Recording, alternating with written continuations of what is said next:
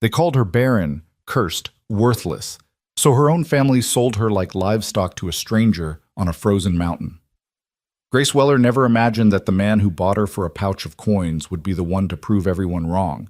In just 3 days, she'd discover the truth her family never wanted to believe. This is the story of a woman condemned by lies, a widower drowning in grief, and a love that defied an entire town's cruelty. Stay until the end and comment what city you're watching from.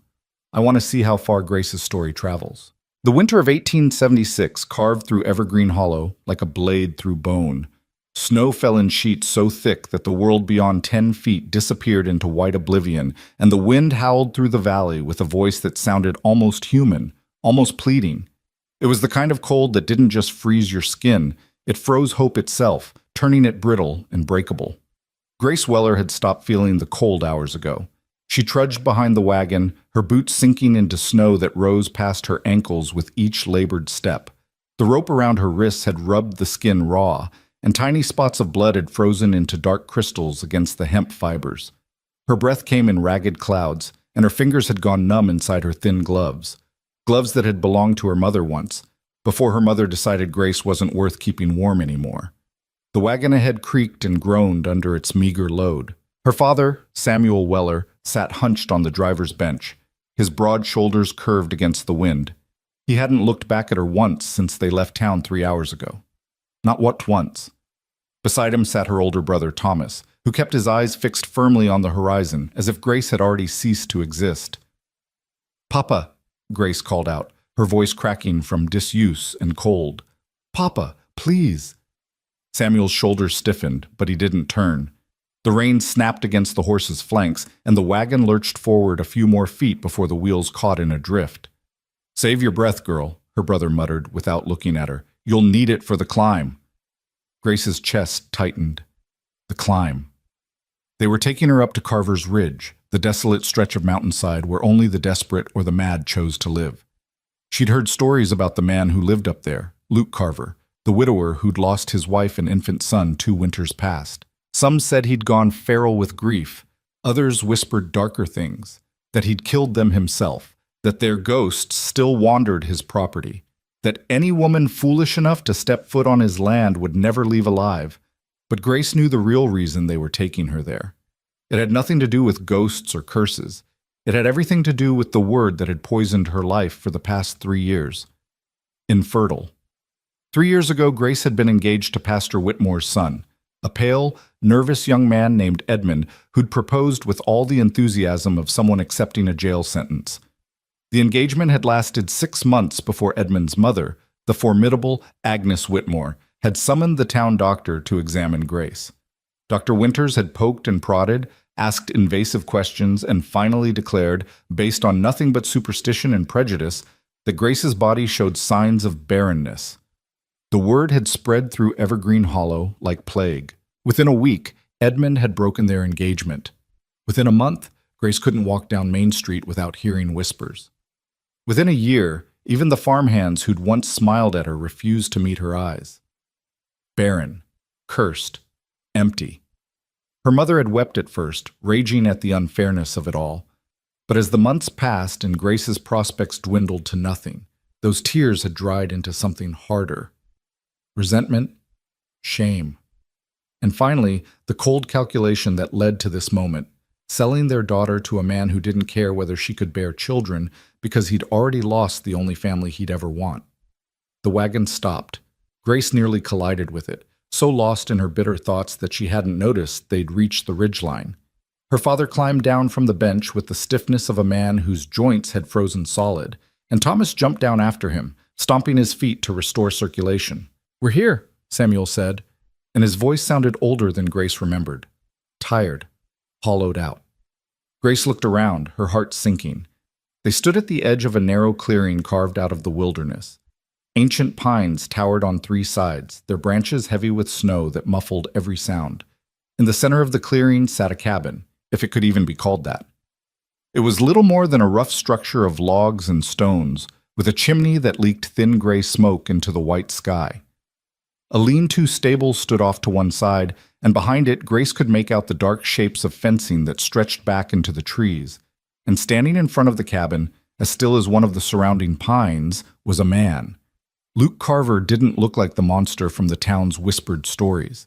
He was tall, well over 6 feet, with broad shoulders and the kind of solid, muscular build that came from years of hard physical labor. His hair was dark, almost black, and long enough to brush his collar. A thick beard covered the lower half of his face, but even from a distance, Grace could see his eyes, pale gray, like winter ice, and just as cold. He wore a heavy coat that had seen better years, canvas pants tucked into worn boots, and leather gloves that looked as though they'd been patched multiple times. A rifle rested in the crook of his arm, not aimed at them, but present. A reminder.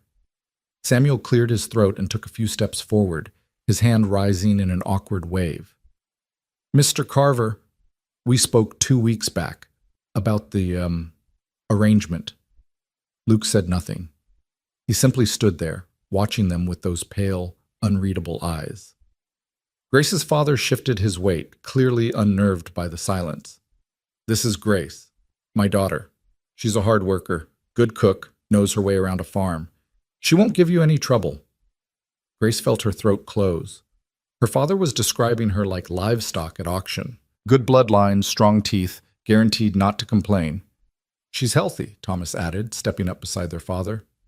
"Never been sick a day in her life. And she's—" He hesitated, then plunged ahead. "She's clean.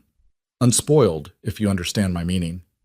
Grace wanted to scream. She wanted to run, but the rope around her wrists and the miles of frozen wilderness at her back kept her rooted in place, a prisoner of circumstances she'd never chosen and couldn't escape.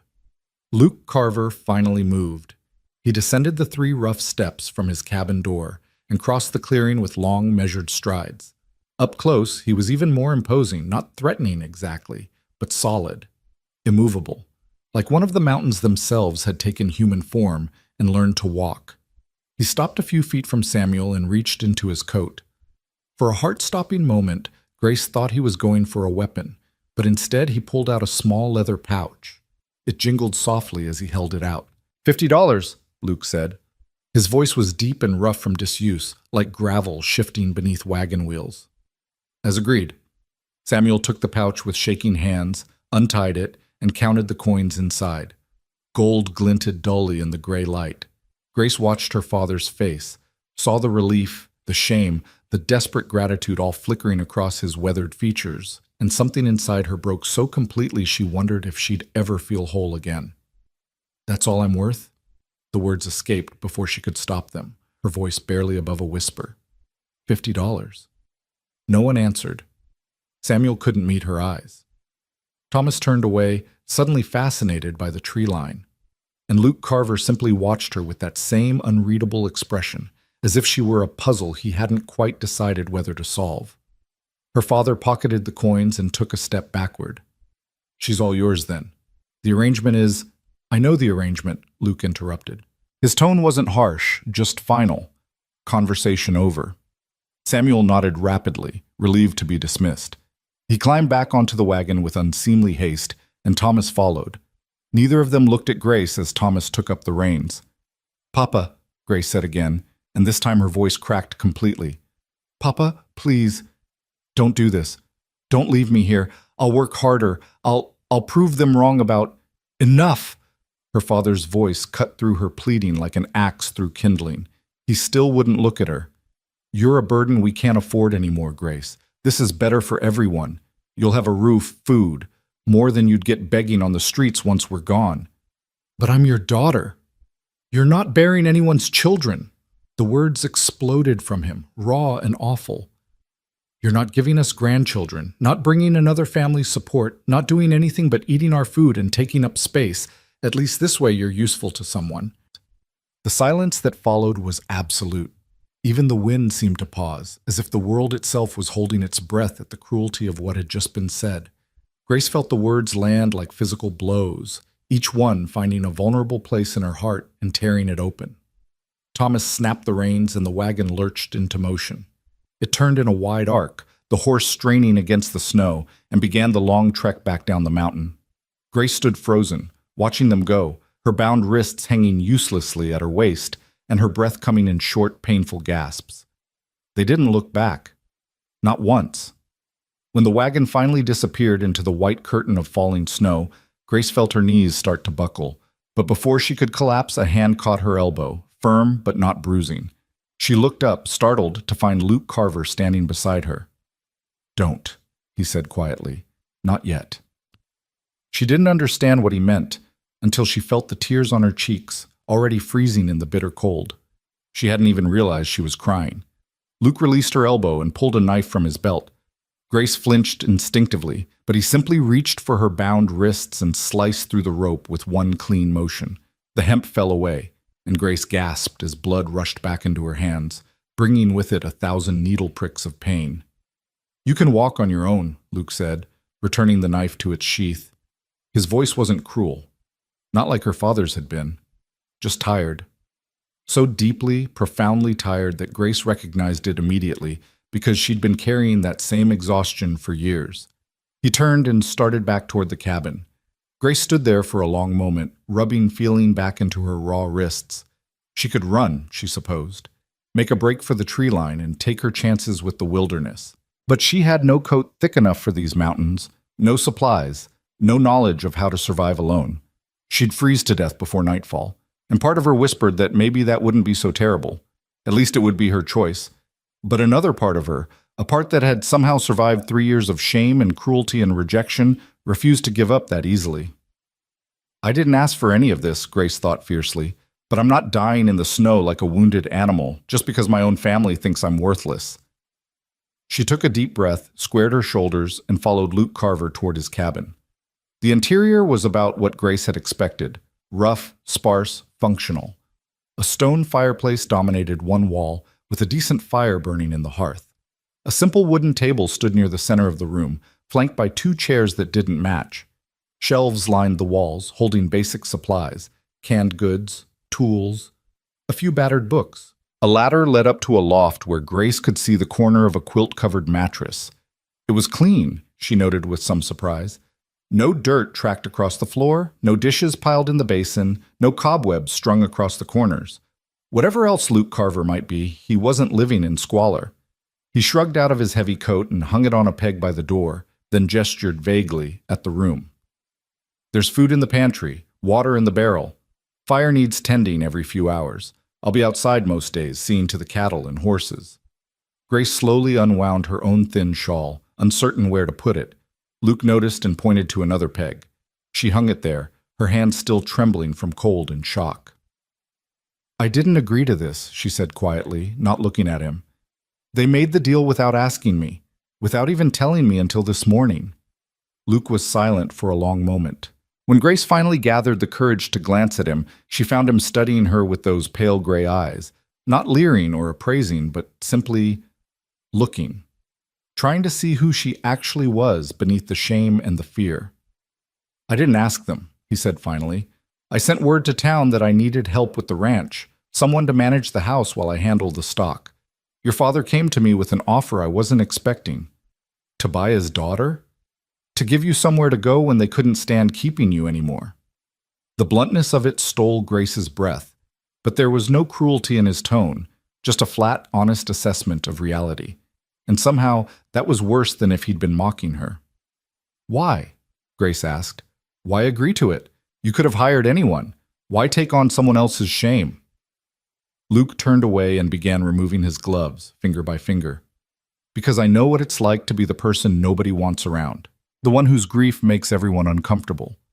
The man who's supposed to move on, forget, find someone new. As if love and loss could be traded in like worn-out boots." He dropped the gloves on the table and finally met her eyes again. "I saw someone who needed a way out," he said simply, "and I have a way. That's all." Grace stood there, trying to process this strange, quiet man who'd bought her like property but spoke of giving her a way out, who lived alone on a mountain but kept his home clean and warm, who'd lost everything but still had enough compassion left to recognize pain in someone else. "What do you expect from me?" she asked, and hated how small her voice sounded. "What are the terms of this arrangement?" Luke frowned slightly as if the question confused him. "I expect you to help run this place. Cook, clean, mend what needs mending. In exchange, you get food, shelter, and no one asking questions or passing judgment. That's all. That's all? Grace repeated. She'd heard stories about what men expected from women in these situations, about how housekeeper was often code for something much darker. That's all, Luke confirmed. Then he paused, understanding dawning in his eyes.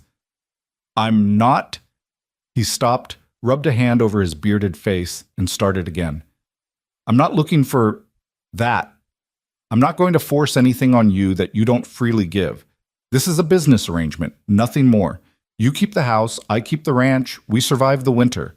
That's the deal. Grace searched his face for lies and found none, just exhaustion and a bone-deep loneliness that matched her own. All right, she said finally. Then I'll earn my keep.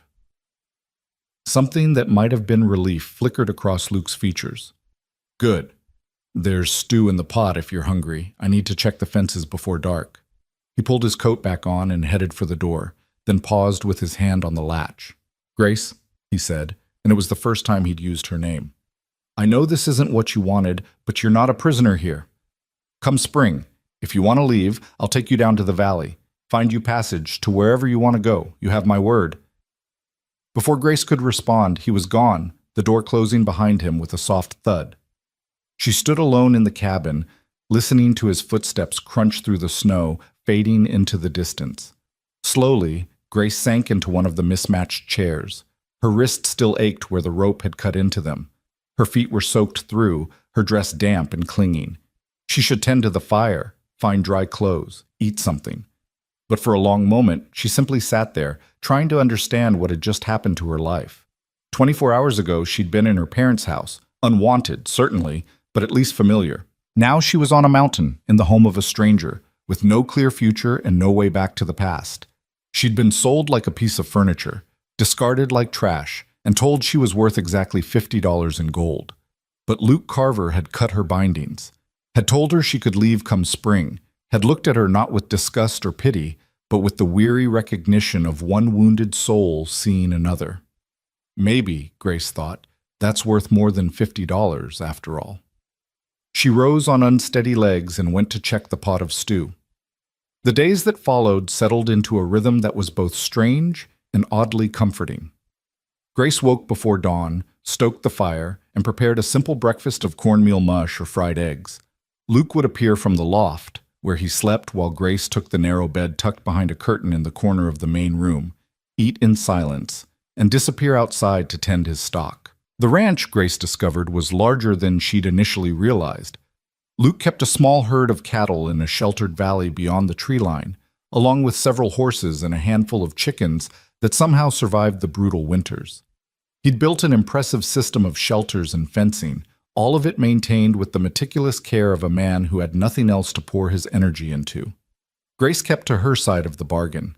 She cooked, cleaned, mended clothes and blankets, and did her best to make the rough cabin feel like something approaching a home. She discovered that Luke had a small library, books on animal husbandry, a few novels, and surprisingly, a volume of poetry so worn that the spine had cracked and several pages had come loose. She carefully repaired it one afternoon, stitching the binding back together with thread she found in a sewing box. That evening, when Luke came in from his work, he stopped short at the sight of the book lying on the table. "You fixed it," he said, picking it up carefully. "I hope that's all right," Grace replied, suddenly nervous.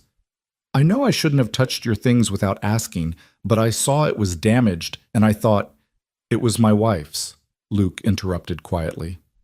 "Anna. She loved poetry, used to read to me in the evenings."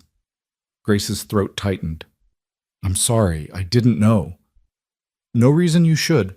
Luke ran his fingers over the repaired spine. "Thank you for fixing it. I've been meaning to do it myself for 2 years, but He trailed off, and Grace understood. Sometimes the pain of touching something beloved was too much to bear. "I can read it to you," she offered impulsively. "If you'd like." The way she used to. Luke looked up sharply, and for a moment Grace thought she'd overstepped terribly, but then his expression softened in a way she hadn't seen before. "I'd like that," he said, "if it's not too much trouble." So that night, After dinner had been cleared away, Grace opened the book of poetry and began to read by the firelight. Her voice was soft and slightly hesitant at first, but as she lost herself in the words, Wordsworth, Coleridge, Shakespeare, it grew stronger. Luke sat in his chair, eyes closed, and listened. When she finally stopped, the fire had burned low and the night had grown deep around them. Anna had a better voice for it, Luke said, opening his eyes. But that was... He paused, searching for words. That was good. Thank you. It became their evening ritual. After the work was done and darkness had fallen, Grace would read while Luke listened. They didn't talk much otherwise. Luke wasn't a talkative man by nature, and Grace had learned over the years that silence was often safer than speech. But the poetry seemed to create a space where they could both exist without the weight of expectation or judgment. 3 weeks into her time at the ranch, a blizzard rolled in. Grace had seen storms before. Living in Evergreen Hollow meant learning to respect winter's fury, but nothing had prepared her for the violence of a mountain blizzard. The wind screamed like something alive and angry, battering the cabin's walls with enough force to make the timbers creak. Snow drove sideways, so thick that Grace couldn't see the tree line only 30 yards away. We'll be snowed in for at least 3 days, Luke said, checking their supplies. Maybe longer. Do you have enough food? Grace asked. For the cattle? I'll need to get to the valley shelter. They've got hay stored there, but someone has to break ice on the water trough twice a day, or they'll die of thirst. Grace looked at him incredulously. You can't go out in this. You'll freeze to death before you get halfway there. They'll die if I don't. Then I'll come with you. 2 people can work faster than one, and... No. Luke's voice was flat and final. You're not risking your life for a few head of cattle. They're not just cattle, Grace shot back, surprising herself with her vehemence. They're your livelihood, your life's work, and I'm not sitting here warm and safe while you die trying to save them alone. They stared at each other, locked in a silent battle of wills. Finally, Luke shook his head. You're as stubborn as Anna was, he muttered, but there was something almost like respect in his tone. Fine, but you do exactly what I say, when I say it. Understood? Understood. They bundled up in every piece of warm clothing they could layer on, tied a rope between themselves so they wouldn't get separated in the whiteout, and stepped out into the howling chaos. The cold was brutal, a living thing that clawed at exposed skin and drove icy needles into Grace's lungs with every breath. The wind was so strong it nearly knocked her off her feet, and within seconds she couldn't tell which direction they'd come from. But Luke moved forward with grim determination, and Grace followed, trusting the rope between them to keep her from becoming lost forever in the white. It took them nearly an hour to reach the valley shelter when it should have been a 20-minute walk. By the time they stumbled into the relative protection of the 3-sided structure, Grace's fingers and toes had gone numb, and ice had formed in her eyelashes. But the cattle were there, huddled together for warmth, their breath steaming in the frigid air. Luke immediately began breaking ice on the trough, while Grace forked hay into the feeders. They worked in tandem, communicating more through gesture than words, their bodies moving with the efficiency of long practice, even though they'd only known each other a few weeks. When the work was done, Luke insisted they rest for a few minutes before attempting the journey back. They huddled together against the back wall of the shelter, sharing the meager warmth of their combined body heat while the storm raged beyond. Thank you, Luke said, his voice nearly lost in the wind. For coming, for helping. Grace managed a frost-cracked smile. That's the arrangement, isn't it? I keep house, you keep the ranch. We survive the winter. It's more than that now. Luke looked at her, his pale eyes searching. You know that, don't you? Grace's heart did something complicated in her chest. What do you mean? But Luke shook his head as if he'd revealed more than he'd intended. Come on, we need to get back before we freeze solid. The return journey was even worse than the first. The storm had intensified, and visibility had dropped to nothing. Twice, Luke had to physically pull Grace up when she fell. Once, the rope between them tangled on a buried branch, and they spent precious minutes freeing it with fingers so cold they could barely bend. When they finally stumbled back into the cabin, they were both shaking uncontrollably. Luke immediately built up the fire while Grace struggled out of her ice-crusted outer layers with numb, clumsy hands. Boots off, Luke ordered, his own teeth chattering. We need to check for frostbite. They sat on the floor in front of the fire, examining each other's extremities. Grace's toes had turned an alarming gray-white, and Luke's left hand showed similar discoloration. They took turns rubbing circulation back into the affected areas, a painful process that brought tears to Grace's eyes. "I'm sorry," Luke kept saying as he worked on her feet, his touch gentle despite the necessary roughness.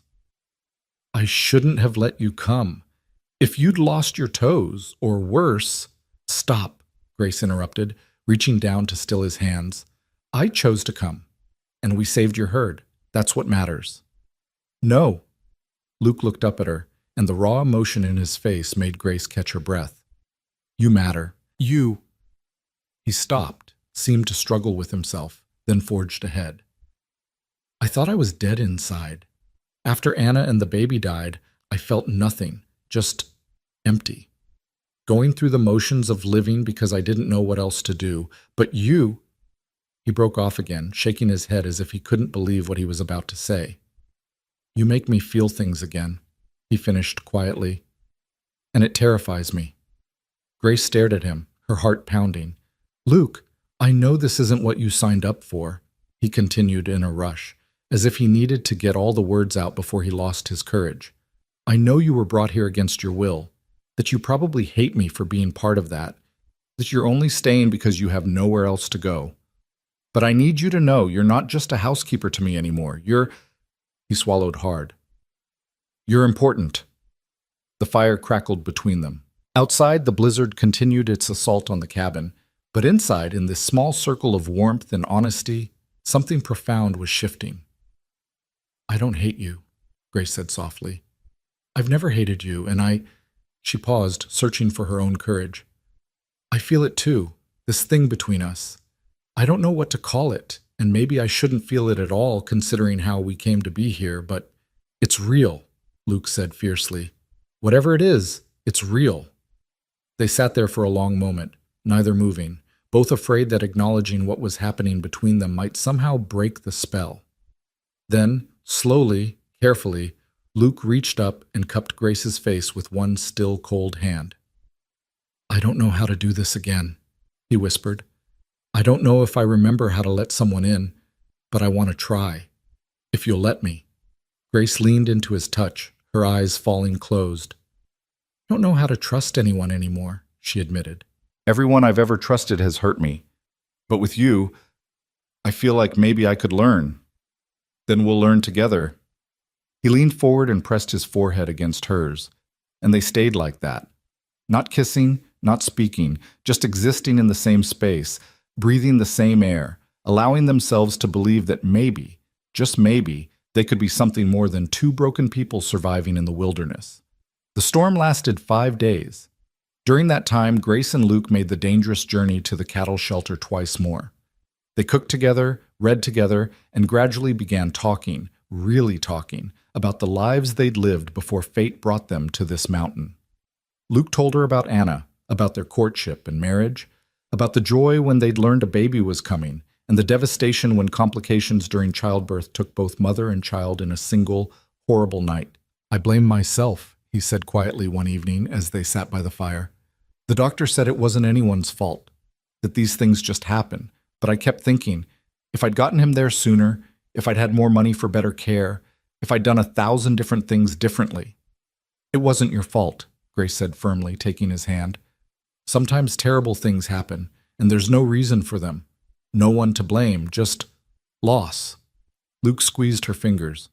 "Tell me about your loss." So Grace told him about the diagnosis of barrenness, about watching her engagement crumble and her reputation disintegrate, about the slow, crushing weight of being deemed worthless by everyone she'd ever known. "I felt like I'd failed at the one thing women are supposed to do," she whispered, "like my body had betrayed me, and everyone could see it. Everyone knew I was broken." "You're not broken," Luke said with quiet intensity. "That doctor was a fool and a charlatan. There's nothing wrong with you, Grace, nothing." "How can you know that?" "Because I've been living with you for a month, and I see a woman who's strong, capable, kind, and more resilient than anyone I've ever met. A woman who risks her life in a blizzard to save cattle that aren't even hers. A woman who can repair books and cook a decent stew and read poetry, like it's music." He paused. A woman worth a hell of a lot more than $50. Grace felt tears prick her eyes. You really believe that? I know it. The blizzard finally broke on the 6th day, and the world outside transformed into a winter wonderland, beautiful and deadly in equal measure. Luke spent long hours digging them out, clearing paths to the woodpile, the well, and the barn. Grace worked beside him when she could, but mostly she focused on maintaining the cabin's warmth and ensuring they had food enough to restore their depleted energy. As January turned to February, something unspoken but unmistakable bloomed between them. Luke started lingering at breakfast, reluctant to head out to his work. Grace found herself humming as she went about her chores, a sound the cabin hadn't heard in years. They began sitting closer together during the evening readings, until one night Luke simply put his arm around her shoulders and Grace leaned into his warmth without a word being spoken. They were healing each other, Grace realized. Two people so wounded they'd stopped believing in anything beyond survival, slowly discovering that maybe there was more to life than just enduring. But Grace couldn't quite shake the shadow of her past. The word barren still echoed in her mind, a curse she couldn't escape. What would Luke think when he realized she could never give him children? Would he start to resent her the way Edmund had? Would he look at her one day with the same disgust her father had shown? One night, unable to sleep, Grace slipped out of bed and went to stand by the window. The moon was full, painting the snow-covered world in shades of silver and blue. It was beautiful, and so lonely it made her chest ache. Can't sleep? Luke's voice came from behind her, soft so as not to startle. Grace shook her head. Too many thoughts. Want to share them? She hesitated, then decided he deserved the truth. All of it. When we first met, you said this was just a business arrangement, she began slowly.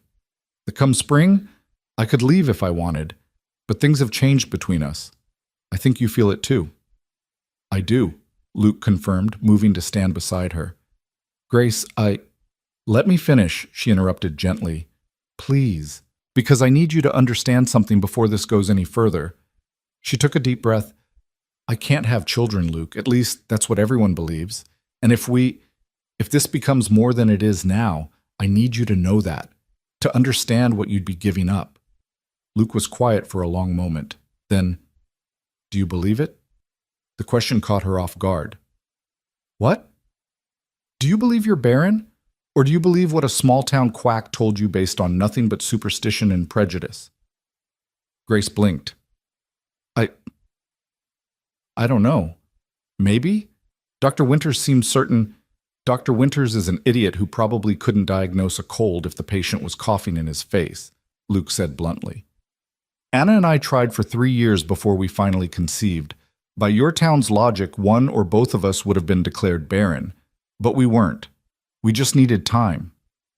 But what if they're right? Grace pressed, needing him to understand. What if I really can't? Then we don't have children, Luke said simply. Grace, I'm not with you because I want heirs or because I need someone to carry on the family name. I'm with you because you make me want to wake up in the morning. Because your voice reading poetry sounds like home. Because when I'm with you, I remember what it feels like to be alive instead of just surviving. He turned to face her fully, taking both her hands in his. I love you, he said, and the words fell into the moonlit space between them like stones into still water, creating ripples that would spread forever. I didn't mean to. Didn't plan it. But somewhere between your arrival and now, it happened. And I don't care what some ignorant doctor said about your body. I care about you, all of you. Grace felt something break open inside her chest, not painfully, but like spring ice finally cracking after a long winter. I love you too, she whispered, and realized it was true. Somewhere in the midst of shared silence and evening poetry and dangerous blizzard rescues, she'd fallen completely, utterly in love with Luke Carver. He pulled her close, and she went willingly, wrapping her arms around him and pressing her face against his chest. His heart beat steadily beneath her ear, strong and real and alive. So what do we do now? Grace asked. Luke pressed a kiss to the top of her head. We live, he said simply. We keep the house, tend the ranch, survive the winter, and we love each other. That's enough. That's everything. And standing there in the moonlight, wrapped in the arms of a man who saw her, truly saw her, broken places and all, and loved her anyway. Grace finally believed it might be true. The confession changed everything and nothing all at once. Grace woke the next morning to find Luke already up, stoking the fire with practiced efficiency. When he heard her stirring, he turned and smiled, a real smile, not the cautious half-expressions he'd been giving her for weeks. It transformed his entire face, softening the hard lines that grief had carved there and making him look years younger. "Morning," he said, and the simple word carried a warmth that made Grace's heart flutter. "Morning," she replied, feeling suddenly shy. They'd declared their love last night, but what did that mean for the daily reality of their lives? Were they courting now? Were they something more? The rules that govern normal relationships didn't seem to apply to two people who'd been brought together through a $50 transaction. Luke seemed to sense her uncertainty. He crossed the room and took her hand, his calloused fingers gentle against her skin. "Nothing has to change unless you want it to," he said quietly. "We can take this as slow as you need. I'm not going anywhere." Relief flooded through Grace. "Slow sounds good," she admitted. That is, Edmund and I were engaged, but we never even—" She trailed off, feeling heat rise to her cheeks. Understanding dawned in Luke's eyes. "I'm not Edmund," he said firmly, "and I'm not going to rush you into anything. When you're ready, if you're ever ready, you'll let me know. Until then, we're just us, two people learning how to be together." "Just us," Grace repeated, and found herself smiling. "I like that." The weeks that followed were some of the happiest of Grace's life. February melted into March, and though the snow remained thick on the ground, the days grew incrementally longer and the sun climbed a little higher in the pale sky. Luke taught Grace how to handle the horses, how to read weather patterns in the clouds, how to identify animal tracks in the snow. She taught him that meals could be more than just fuel. She experimented with seasonings from his sparse stores and managed to create dishes that made him close his eyes in appreciation. They talked constantly now, making up for all those weeks of silence. Luke told her about growing up on a ranch in Montana, about his parents who'd died when he was 20, about the years he'd spent drifting before finally settling here in these mountains. Grace shared stories of her childhood in Evergreen Hollow, carefully editing out the painful parts and focusing on the good memories. Summer festivals, winter sleigh rides, the one perfect Christmas before everything went wrong. "What would you have done?" Luke asked her one evening as they sat by the fire.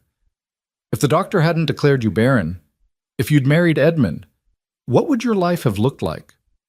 Grace considered the question, surprised to find she had to really think about it. A few months ago, she could have answered immediately. She'd spent years mourning the life she'd lost.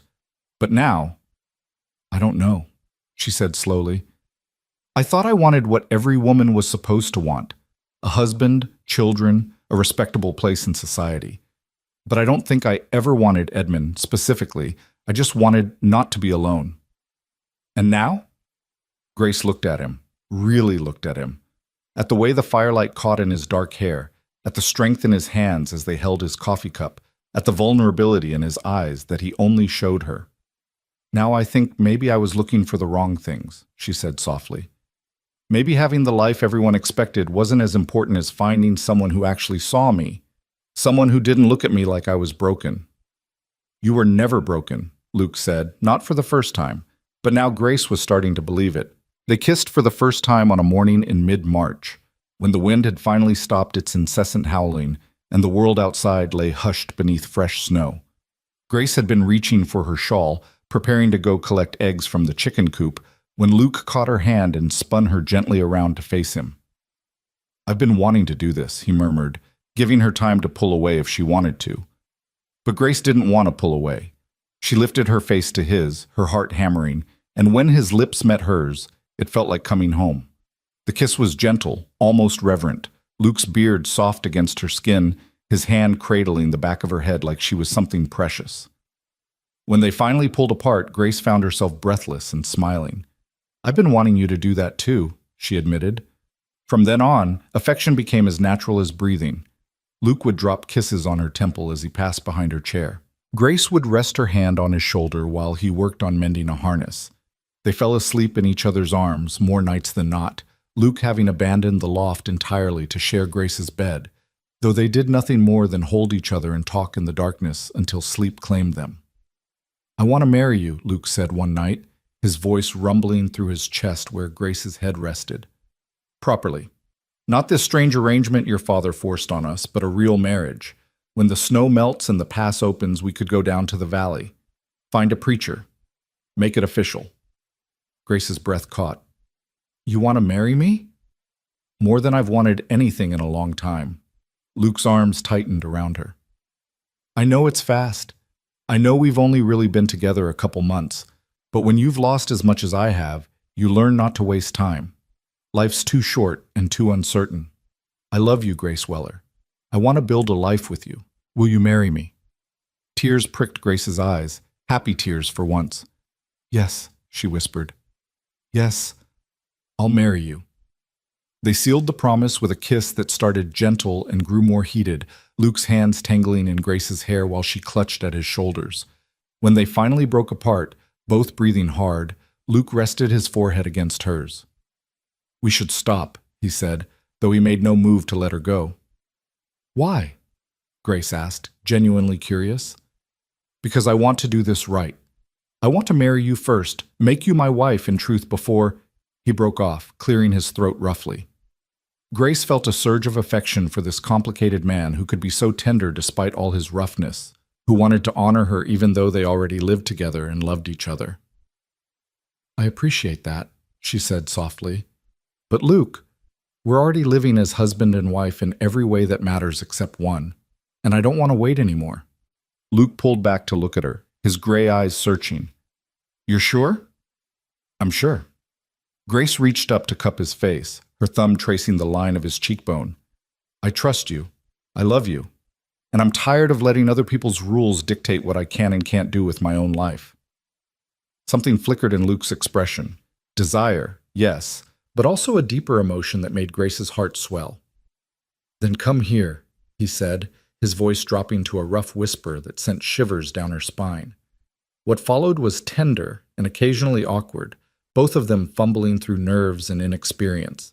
But it was also beautiful in its honesty, two people choosing each other, despite everything that had tried to keep them apart.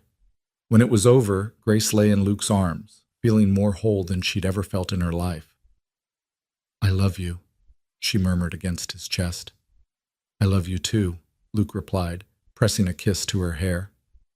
"My Grace. My Grace." The possessiveness in those words should have scared her, should have made her bristle at being claimed. But instead, they made her feel safe, protected, like she finally belonged somewhere. She fell asleep with a smile on her face, warm and loved, and completely at peace.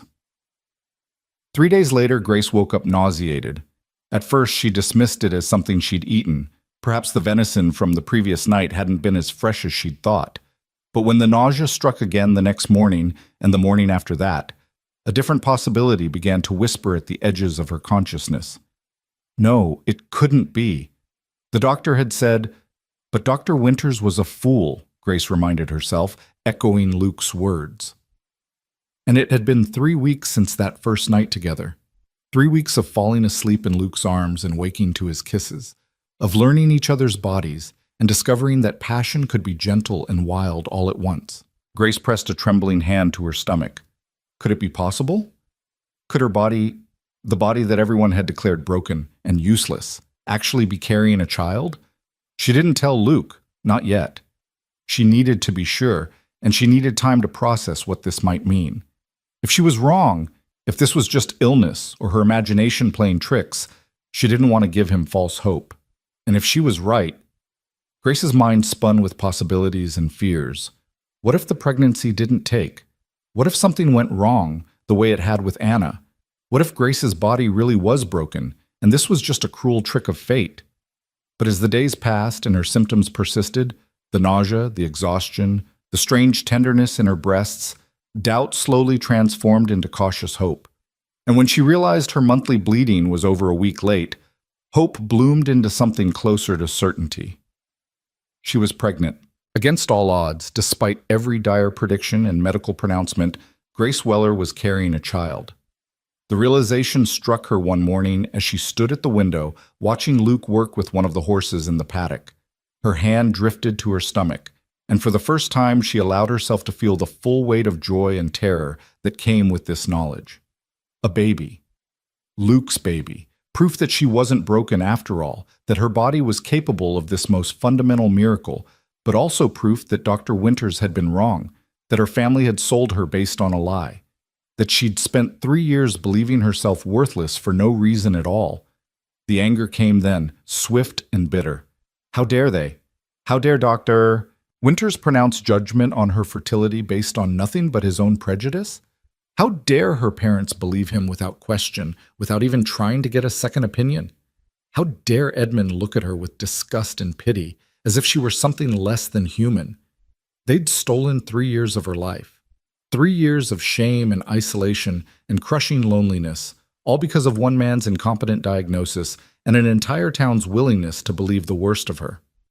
Grace felt tears streaming down her face, tears of rage and relief and overwhelming vindication. She'd been right. She'd been right all along to question the diagnosis, to resent the label they'd forced upon her, and now she had proof. "Grace?" Luke's voice came from behind her, concerned. "What's wrong? Are you hurt?" She turned to face him, and the words tumbled out before she could stop them.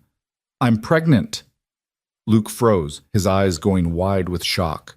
"What?" "I'm pregnant," Grace repeated, and now she was laughing through her tears. "I'm carrying your child, Luke, your child. The doctors were wrong. My family was wrong. Everyone was wrong. I'm not barren. I never was." For a long moment, Luke just stared at her, his face cycling through disbelief, wonder, and finally pure, unfiltered joy. Then he crossed the room in 3 long strides and swept her into his arms, lifting her clear off the ground and spinning her around while she laughed and cried at the same time. "You're sure?" he asked, setting her down but keeping his hands on her waist as if afraid she might disappear. "You're absolutely sure?" "As sure as I can be without a doctor. But Luke, my monthly bleeding hasn't come, and I've been sick every morning for a week, and She placed his hand on her stomach. "I can feel it. Something's different. Something's growing." Luke's hand trembled against her belly, his eyes filling with tears. "A baby," he whispered, his voice breaking. "Grace, we're going to have a baby."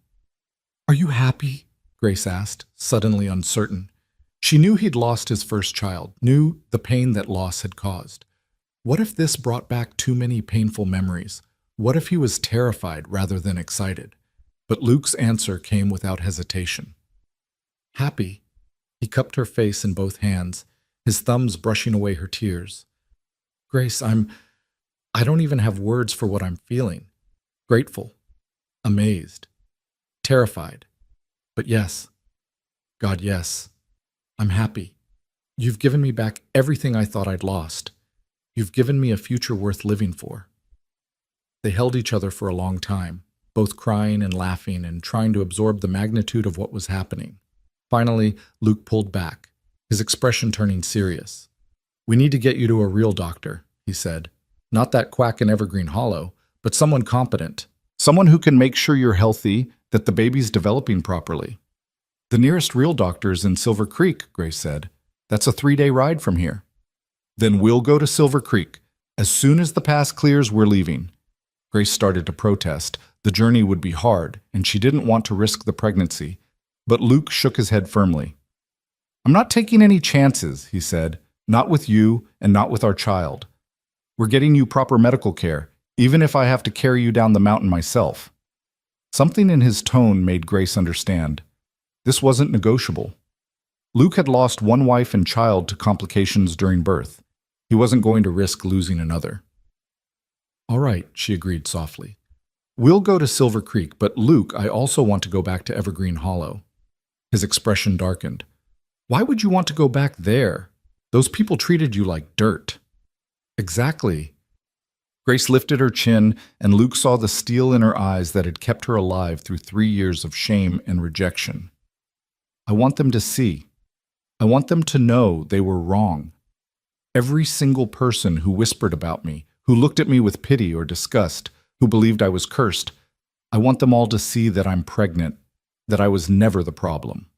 Luke studied her for a long moment, then slowly nodded. "You want to show them," he said. You want to prove them wrong. Don't I deserve that? Grace asked quietly. Don't I deserve to walk through that town with my head held high, carrying proof that they broke my life for no reason? You deserve that and more, Luke agreed. He took her hand and brought it to his lips. We'll go to Silver Creek first. Make sure everything's progressing well. Then, if the doctor gives his blessing, we'll go to Evergreen Hollow. And you can show every last one of them exactly how wrong they were. Grace felt something fierce and triumphant unfurl in her chest. For 3 years, she'd accepted the town's judgment without question, had internalized their shame and made it her own. But no more. She was done being the victim of other people's ignorance and cruelty. She was going to be a mother, and she was going to make damn sure everyone who'd ever doubted her knew it. The next few weeks passed in a strange mixture of joy and anxiety. Luke became almost comically protective, insisting that Grace rest more, work less, and avoid anything that might be even remotely strenuous. Grace tolerated his hovering with amused patience, understanding that it came from love and fear rather than any desire to control her. The snow began its slow retreat as March gave way to April. The days grew longer and warmer, and the first green shoots of spring began pushing through the softening earth. Luke checked the pass daily, watching for signs that it had cleared enough for safe travel. Grace's body continued to change in small but noticeable ways. Her breasts swelled and became tender. Her waist thickened slightly, though she wasn't showing yet. The morning nausea persisted but wasn't unbearable, and she found that dry bread and weak tea helped settle her stomach. One evening, as they lay together in bed, Luke's hand resting protectively on her stomach, Grace asked the question that had been haunting her since she'd confirmed the pregnancy. "What if something goes wrong?" she whispered into the darkness. "What if I lose the baby? What if something happens during the birth, like it did with Anna?" Luke was quiet for a long moment, his thumb tracing gentle circles on her belly. "Then we'll face it together," he said finally. "Grace, I won't lie to you. I'm terrified. Every time I think about you going through labor, I remember finding Anna." His voice broke, and Grace felt him shudder. "But you're not Anna, and this isn't the same situation. We're going to get you the best medical care available. We're going to do everything right, and then we're going to trust that God or fate, or whatever force governs this universe, will be kind to us. And if it's not kind, then at least we'll have had this." Luke pressed a kiss to her temple. "These months together, this love, this hope. Even if the worst happens, Grace, you've already given me more than I ever thought I'd have again. I won't regret any of it." Grace rolled over to face him, cupping his bearded cheek in her palm. "I love you," she said fiercely, "and I'm going to do everything I can to bring this baby safely into the world. For you, and for me, and for every woman who's ever been told she was worthless because her body didn't cooperate with someone else's expectations." "I love you too," Luke replied, and sealed the promise with a kiss. Finally, in the 3rd week of April, Luke declared the pass safe enough for travel. They packed carefully: food, water, warm clothes in case the weather turned, and the small amount of money Luke had saved over the years. Grace felt a flutter of nervousness as she watched him saddle 2 of his gentlest horses.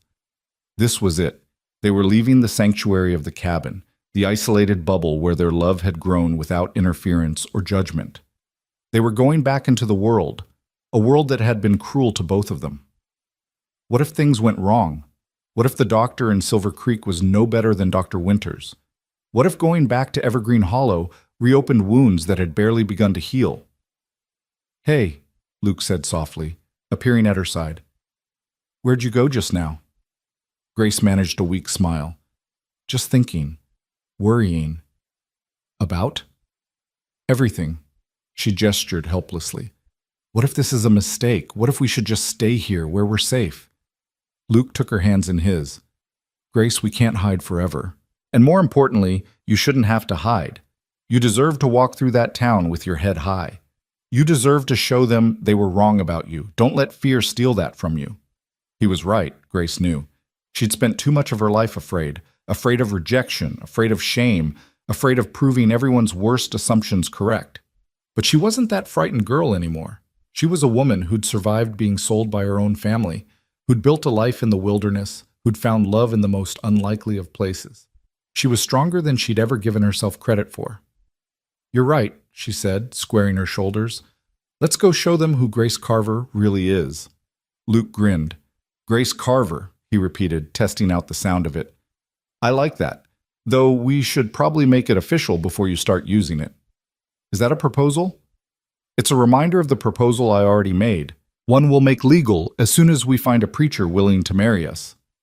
They set out just after dawn, leaving the cabin locked and secure behind them.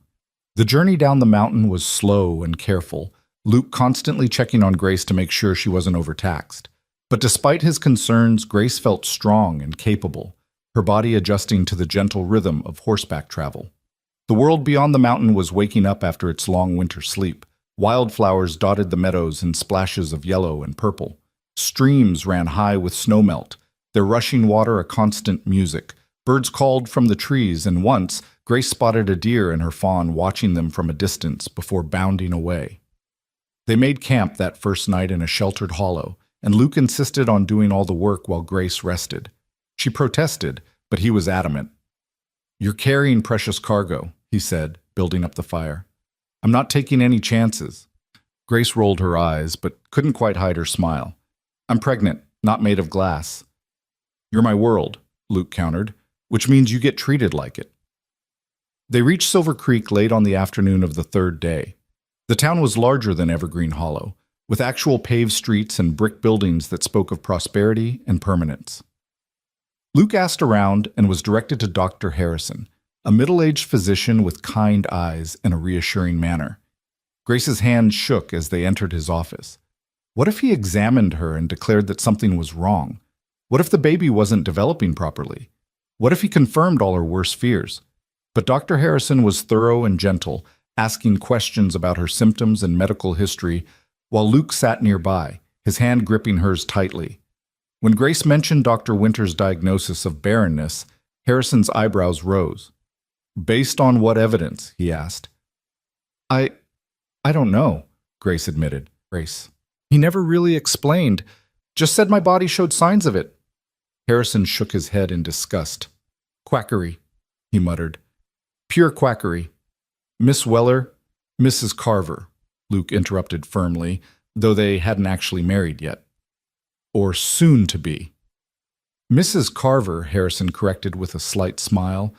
"I can tell you with absolute certainty that you are, indeed, pregnant. Based on what you've told me about your last monthly bleeding and your symptoms, I'd estimate you're about 6 to 8 weeks along. Your body is responding exactly as it should, and I see no reason to believe you'll have any complications." Grace felt tears spring to her eyes. "You're sure? You're absolutely sure?" "As sure as I can be at this early stage. Of course, pregnancy always carries risks, and I'd like to see you again in a few months for another examination. But right now, everything looks perfectly healthy and normal. You, my dear, are going to be a mother." The words hit Grace like a physical force. She burst into tears, great heaving sobs of relief and vindication and overwhelming joy. Luke pulled her into his arms, and she felt his own tears dampening her hair as he held her. "Thank you," Luke said hoarsely to Dr. Harrison. "Thank you for telling us the truth." Harrison looked at them with sympathy and understanding.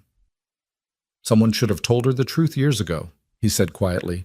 "Whoever diagnosed her as barren did her a grave disservice. I'm sorry you had to carry that burden for so long, Mrs. Carver."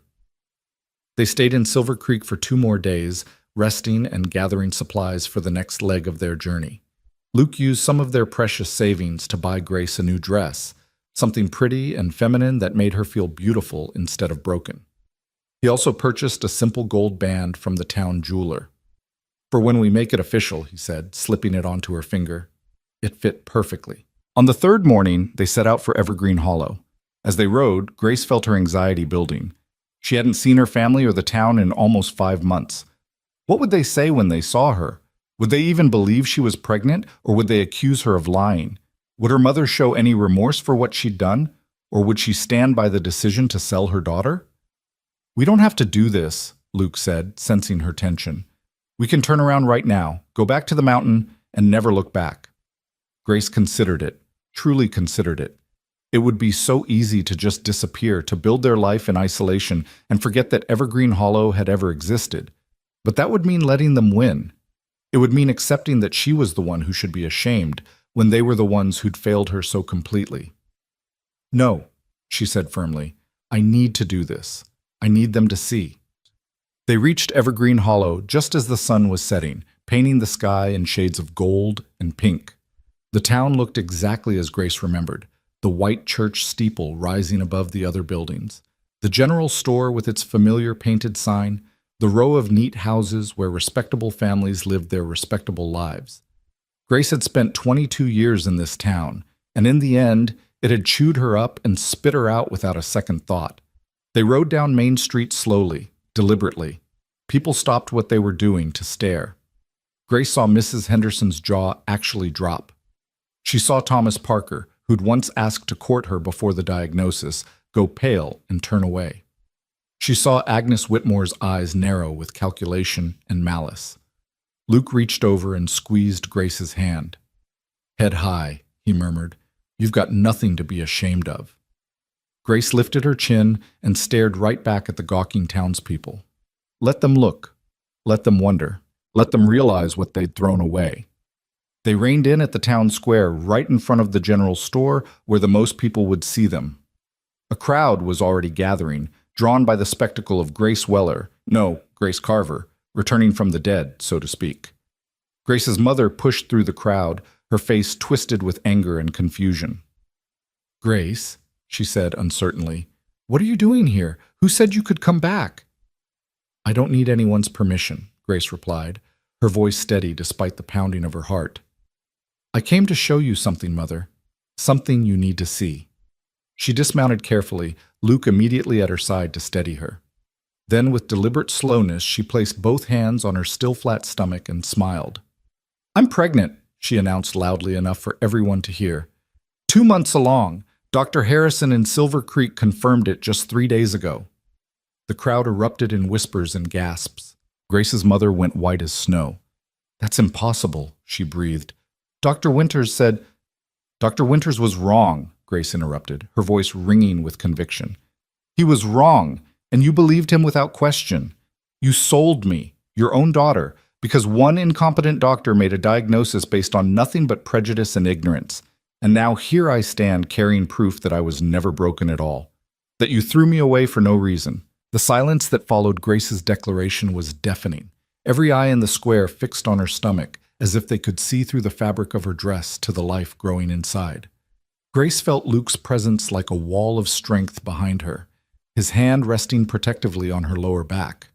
Her mother's face cycled through a dozen emotions in as many seconds: shock, disbelief, shame, and finally, a desperate attempt at denial. "You're lying," she said, but her voice wavered. "You're making this up to embarrass us, to—" "Why would I lie?" Grace cut her off, her voice calm but edged with steel. "What would I possibly gain from it? I'm stating a simple fact, Mother. I'm pregnant. My husband and I are expecting a child in November." "Husband?" Her mother's eyes darted to Luke, taking in his rough appearance, his protective stance. "You married this stranger?" "This man saved me," Grace corrected. "When my own family sold me like livestock, he gave me a home, a life. And yes, love, something I never found in this town despite living here for 22 years. Agnes Whitmore pushed her way to the front of the crowd, her thin face pinched with suspicion. "Dr. Winters was very clear about your condition," she said loudly, addressing the crowd as much as Grace. "He examined you thoroughly. Are you suggesting that our town physician, a man with decades of experience, was somehow mistaken?" "I'm not suggesting anything," Grace replied, meeting the older woman's hostile gaze without flinching. "I'm stating a fact. Dr. Winters was wrong. And if you doubt me, I invite you to write to Dr. Harrison in Silver Creek. He'll confirm everything I've said." "Or perhaps this Dr. Harrison is simply telling you what you want to hear," Agnes shot back. "Perhaps you've convinced yourself of something that isn't true because you can't accept your own inadequacy." Luke's hand tightened on Grace's back, and she felt the tension radiating from him. Before he could speak, though, Grace held up a hand to stop him. This was her fight. "Mrs. Whitmore," she said softly, and something in her tone made the crowd lean in to hear. I've spent 3 years listening to people like you tell me what I am, what I'm capable of, what my body can and cannot do. 3 years of being treated like I was cursed, broken, worthless. And I believed you, all of you. I internalized your shame and made it my own. She took a step forward and Agnes actually stepped back. But I'm done believing your lies, Grace continued, her voice growing stronger. I'm done accepting your judgment.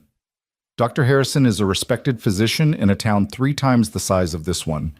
He examined me thoroughly and confirmed what I already knew in my heart. I'm carrying a healthy child. And if you choose not to believe that, Mrs. Whitmore, that says far more about you than it does about me.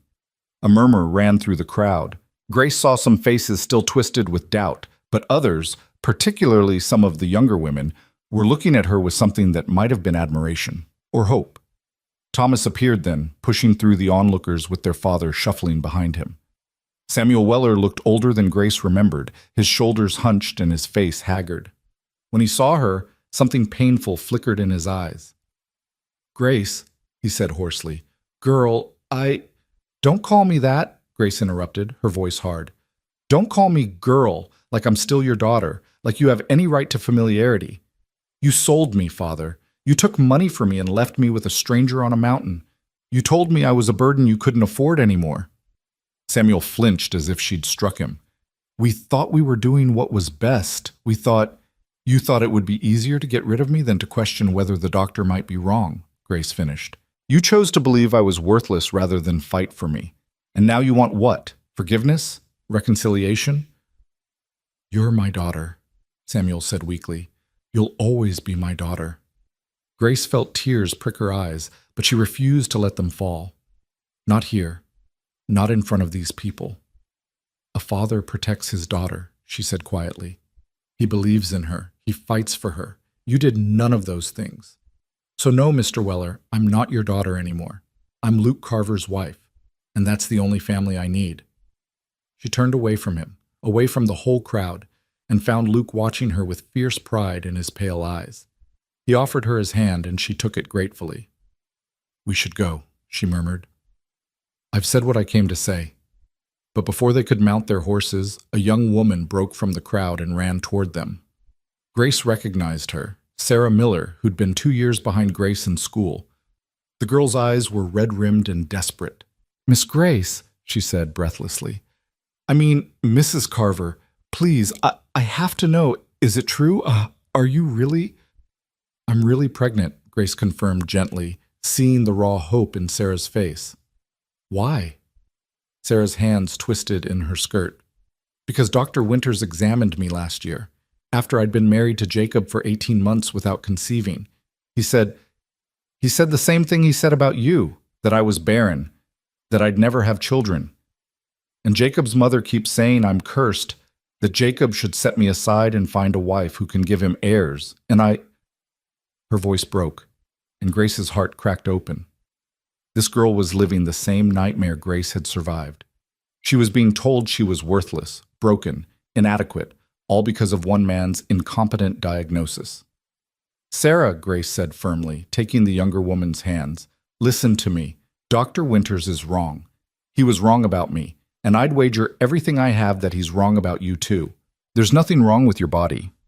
Some women just take longer to conceive than others. My husband's first wife tried for 3 years before she became pregnant. 3 years, Sarah. If Dr. Winters had examined her after 18 months, he probably would have declared her barren too." "But what if he's right?" Sarah whispered. "What if I really can't—" "Then you find a good doctor, a real doctor, not a small-town quack with outdated ideas, and you get a proper examination. And even if it turns out you can't have children, that doesn't make you worthless. Your value as a woman, as a person, has nothing to do with your ability to bear children. Do you understand me?" Sarah nodded, tears streaming down her face. "Thank you," she choked out. "Thank you for coming back. Thank you for showing us it's possible." Other women were edging closer now, Grace noticed. Women with haunted eyes and hunched shoulders. Women who'd been told they were failures, who'd been living under the same shadow of shame that had nearly destroyed Grace. They looked at her belly like it was a beacon of hope in their darkness. Grace realized then that her confrontation with the town hadn't just been about her own vindication.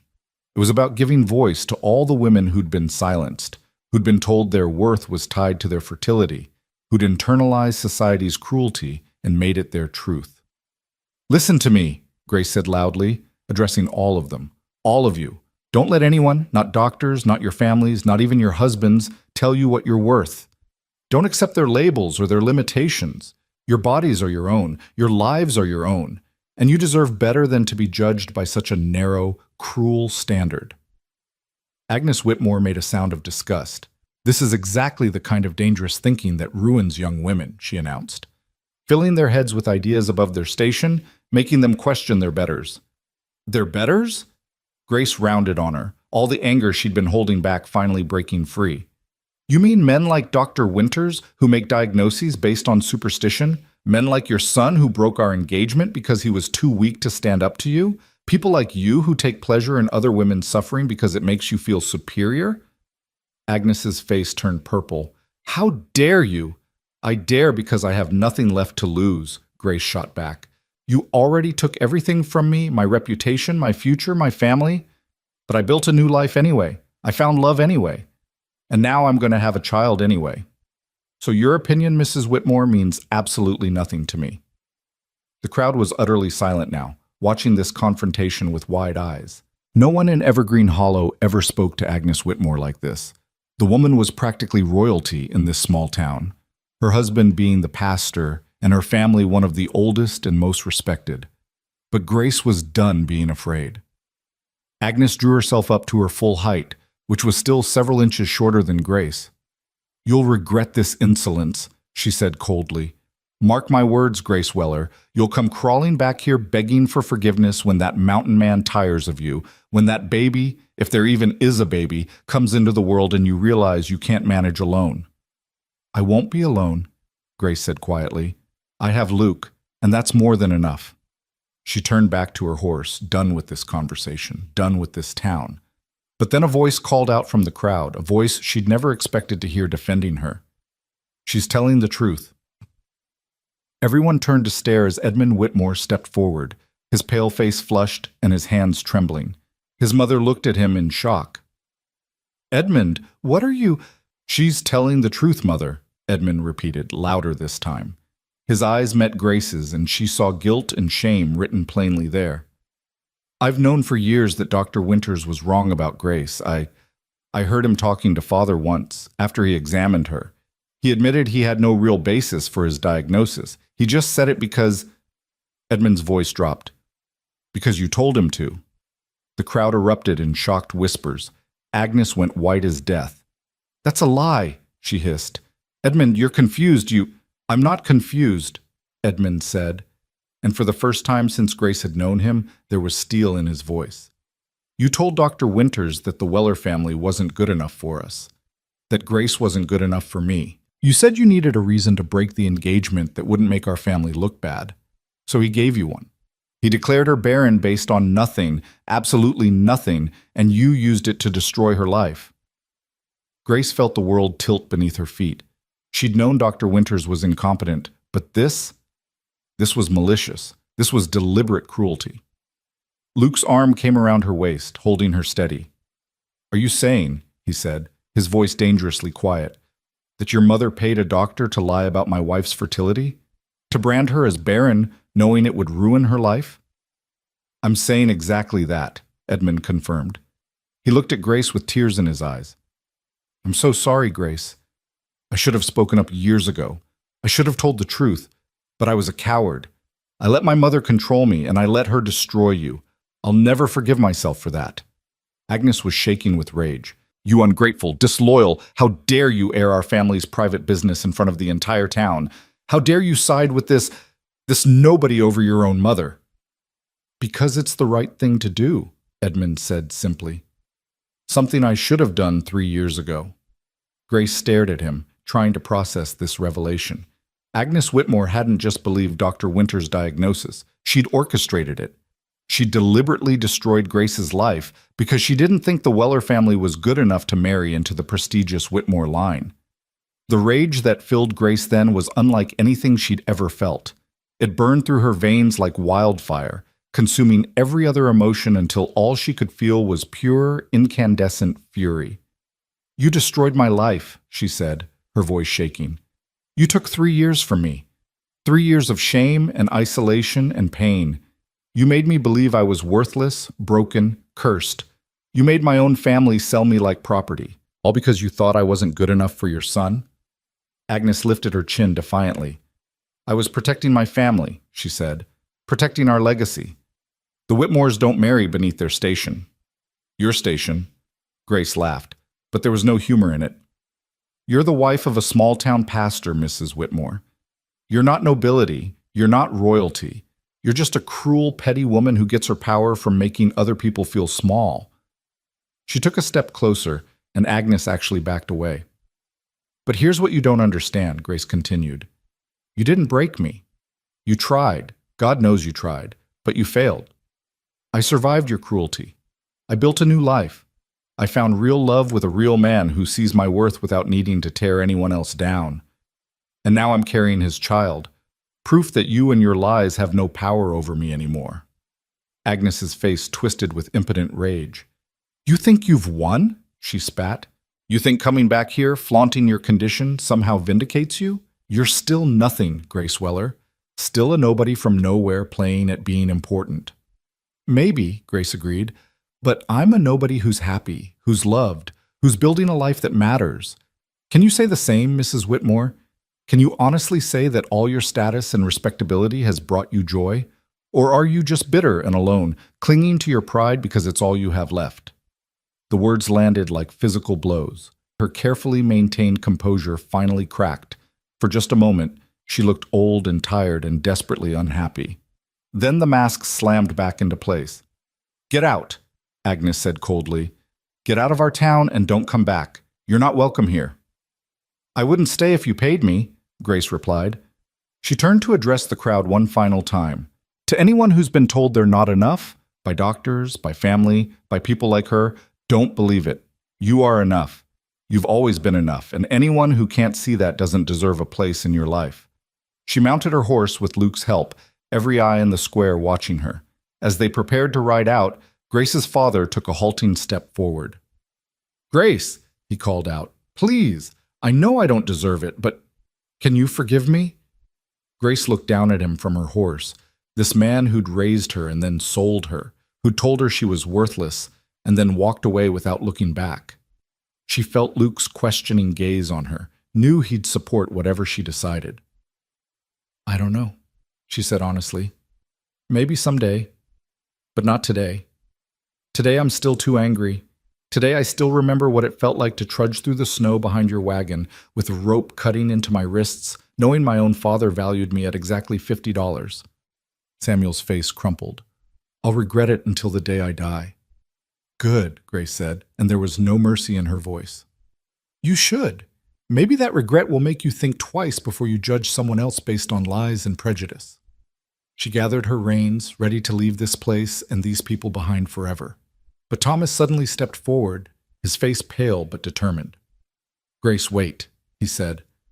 "I know I don't have the right to ask, but when the baby comes, would you let us know? Would you send word?" Grace considered him, her brother, who'd sat silently in the wagon while she'd been sold, who'd never once stood up for her or questioned their father's decision. But she also saw genuine remorse in his eyes, genuine hope that maybe, someday, they could repair what had been broken. "Maybe," she said finally, "if the baby's born healthy, if we're both well, maybe I'll send word. But don't expect anything more than that, Thomas.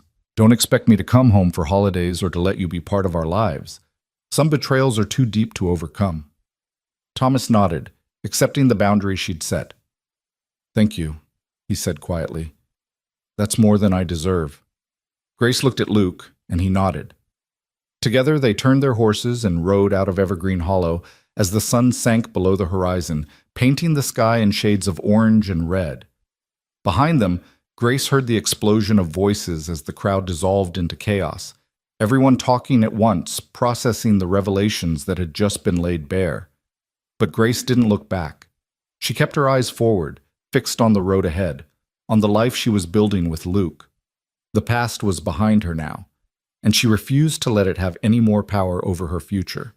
They rode in silence for a while, putting distance between themselves and the town. When they finally stopped to make camp, Luke helped Grace down from her horse and pulled her into his arms. "Are you all right?" he asked quietly. Grace thought about the question. Was she all right? She'd just confronted everyone who'd ever hurt her, had exposed the conspiracy that had destroyed her life, had walked away from her entire past without looking back. It should have felt devastating. It should have broken her. But instead she felt light, unburdened, free. "I'm better than all right," she said, smiling up at him. "I'm finally free of them. Free of their judgment, their cruelty, their lies. They don't own me anymore, Luke. They never will again." Luke kissed her forehead, her cheeks, her lips. "I'm so damn proud of you," he murmured against her mouth. "The way you stood up to them, the way you refused to let them diminish you, you were magnificent." "I learned from the best," Grace replied, running her fingers through his beard. "You showed me what it means to survive with dignity, what it means to build a life on your own terms instead of accepting what other people think you deserve." They made camp in a small clearing off the road, building a fire and sharing a simple meal of dried meat and hard bread. As darkness fell and stars began appearing in the sky above them, Grace found herself thinking about Sarah Miller and all the other women who'd looked at her with such desperate hope. "I wish I could do more for them," she said quietly. "For women like Sarah who are going through what I went through. I wish I could save them all." Luke pulled her closer, wrapping a blanket around both of them against the cooling night air. "You did more than you realize," he said. "You showed them it's possible to survive, to fight back, to refuse to accept other people's definitions of who you are. That's not nothing, Grace. That's revolutionary." "Is it enough?" "It's a start." Luke kissed the top of her head. "And when our daughter is born—" "Daughter?" Grace interrupted, tilting her head to look at him. "What makes you so sure it's a girl?" Luke smiled. "Just a feeling. Call it a father's intuition, but when our daughter is born, she'll grow up knowing her mother was a warrior, that she fought against an entire town's prejudice and won. That's a legacy worth having." Grace settled back against his chest, his words warming her from the inside out. A daughter. A little girl who would grow up in a world where her mother had already blazed a trail, who would never have to doubt her own worth or accept anyone else's cruel judgment. "What should we name her?" Grace asked. "If it is a girl, I mean." Luke was quiet for a moment, considering. "Faith," he said finally. "We should name her Faith." Grace tested the name silently, rolling it around in her mind. Faith. It was perfect.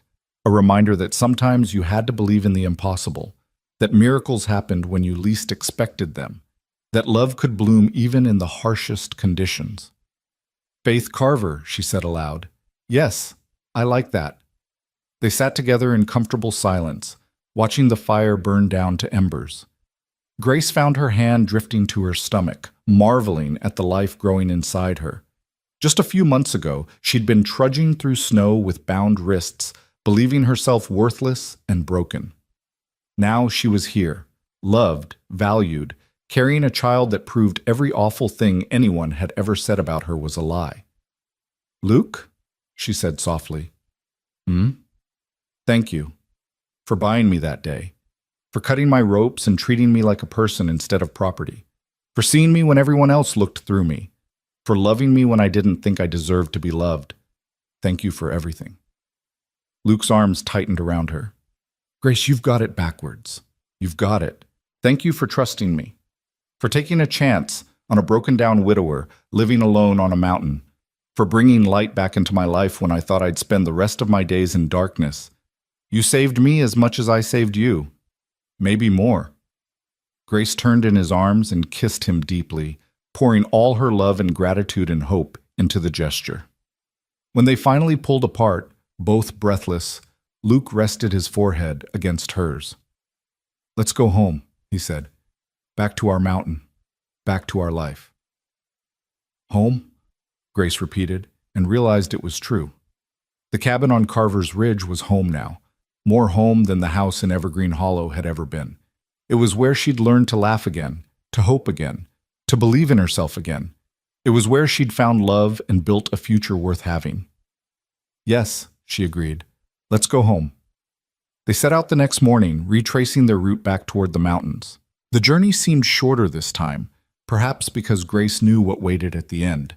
Not uncertainty or fear, but safety and love. When they finally crested the ridge and saw the cabin nestled in its clearing, Grace felt her heart swell with something close to joy.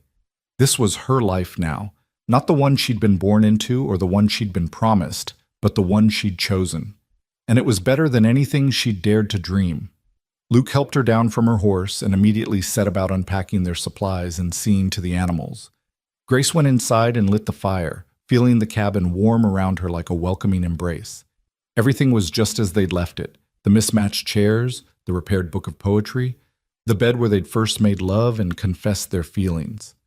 She put on water to boil for tea and was standing at the window watching Luke work in the paddock when she felt it, a strange flutter in her belly, so faint she almost missed it. Grace froze, her hand instinctively moving to her stomach. There it was again, a tiny movement, like butterfly wings brushing against her from the inside. "Luke," she called out, her voice shaking with excitement. "Luke, come quick!" He dropped what he was doing and ran to the cabin, bursting through the door with panic written across his face. "What's wrong? Are you hurt? Is it the baby?" "Give me your hand," Grace interrupted, grabbing his wrist and pressing his palm flat against her belly. "Wait, just wait." They stood there frozen, barely breathing, Luke's hand warm and solid against the slight swell of her stomach. For a long moment, nothing happened. Then Grace felt it again, that delicate flutter, and saw Luke's eyes go wide. "Was that the baby?" Grace confirmed, tears streaming down her face. "Luke, that was our baby moving." Luke dropped to his knees in front of her, pressing his cheek against her belly, his arms wrapping around her waist. Grace heard him make a sound that was half laugh, half sob, felt his shoulders shake with emotion.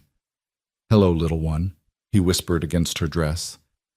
"Hello, Faith. Your daddy's here. Your mama's here. We're both here, and we love you so much already." Grace ran her fingers through his hair, her own tears falling freely now. This moment, this perfect, precious moment, was everything she'd been denied when the town had declared her barren. The joy of feeling life move inside her, of sharing that miracle with someone who loved her unconditionally, of knowing that soon she'd hold her daughter in her arms. "We're going to be parents," she said wonderingly. Luke looked up at her, his face wet with tears and split by a grin so wide it looked almost painful. "We're going to be parents," he repeated. Then he stood and swept her into his arms, spinning her around while she laughed and protested that he'd make her dizzy. When he finally set her down, he cupped her face in both hands and kissed her with such tenderness that Grace felt her heart might burst from the sheer fullness of her love for this man. "I promise you," Luke said fiercely, "I promise our daughter will grow up knowing she's loved, that she's wanted, that her worth isn't tied to what anyone else thinks she should be. She'll grow up strong and brave and confident, just like her mother. And kind and protective and steadfast, just like her father," Grace added. They stood there in their small cabin, wrapped in each other's arms, feeling their baby move between them. Outside, spring was giving way to summer, the world bursting with new life and new possibilities. The winter that had brought Grace to this mountain felt like a lifetime ago, like something that had happened to a different person entirely. That broken girl who'd trudged through the snow with bound wrists didn't exist anymore. In her place stood a woman who'd learned her own strength, who'd fought back against cruelty and won, who'd built a life worth living on her own terms. Grace Carver. Wife, soon-to-be mother, survivor, warrior. She had everything she'd ever wanted, and none of it looked the way she'd once imagined. But that was all right. That was better than all right. Because this life, messy and imperfect and hard-won, was hers, and no one could ever take that away from her again. Summer settled over the mountain like a blessing, bringing with it warm days and cool nights that made the cabin feel like a sanctuary from the rest of the world. Grace's belly grew steadily rounder, and with each passing week the baby became more active, kicking and rolling in ways that made both her and Luke laugh with delight and wonder. Luke had transformed into the most attentive husband Grace could have imagined. He insisted she rest more, work less, and constantly fretted over whether she was eating enough, sleeping enough, staying cool enough in the summer heat. It would have been suffocating if it hadn't been so clearly born from love and the memory of the wife and child he'd lost. "I'm not made of glass," Grace reminded him one afternoon when he'd physically lifted her away from the washing she'd been doing. "Women have been having babies since the beginning of time. I can handle a little laundry." "Not in this heat," Luke said firmly, steering her toward the shade of the porch. "Sit. Rest. I'll finish the washing." Grace watched in amusement as her mountain man husband, this rough, capable rancher who could wrestle a calf to the ground and chop wood all day without breaking a sweat, carefully scrubbed her dresses in the wash basin with the same concentration he'd give to shoeing a horse. "You're going to spoil me," she called out. "Good," Luke replied without looking up. "You deserve to be spoiled." The baby kicked hard against Grace's ribs, as if agreeing with her father, and Grace laughed. "Your daughter agrees with you," she said, rubbing the spot where a tiny foot was pressing against her belly. Luke abandoned the washing immediately and came to sit beside her, his large hand replacing hers on her stomach. "Is she kicking?" he asked eagerly, and Grace guided his hand to the right spot. They sat there together, feeling their daughter move, and Grace thought she'd never been happier in her entire life. But that happiness was shadowed by a growing anxiety that Grace tried to hide but couldn't quite suppress. As summer progressed and her due date drew closer, she found herself thinking more and more about Anna, Luke's first wife, who died in childbirth along with their son. Luke never spoke about the details, and Grace had never pushed him to share, but she'd pieced together enough from his careful avoidance of the subject to understand that it had been traumatic and terrible. One night in late July, Grace woke from a nightmare gasping and drenched in sweat. She'd dreamed of blood and pain and Luke's anguished screams, had seen herself dying while he watched helplessly, had felt the life drain from her body while their baby cried somewhere in the darkness. "Grace, Grace, what's wrong?" Luke was instantly awake, lighting the lamp with shaking hands. "Is it the baby? Are you in pain?" "Just a dream," Grace managed, but her voice was shaking. "Just a bad dream." Luke pulled her into his arms, and that's when she broke. Great, heaving sobs that she'd been holding back for weeks. All her fear and anxiety came pouring out in an unstoppable flood. "What if something goes wrong?" she gasped against his chest. "What if I die like Anna did? What if the baby? What if I can't do this, Luke? What if my body fails me after all?" Hey, stop," Luke said, his voice rough with his own emotion. He pulled back to cup her face in his hands, forcing her to meet his eyes. "Listen to me, Grace. You're not Anna. This isn't the same situation. Anna had complications from the very beginning. Bleeding, weakness, pain. You've been healthy and strong this entire time. Dr. Harrison said everything looked perfect." "But things can change," Grace whispered.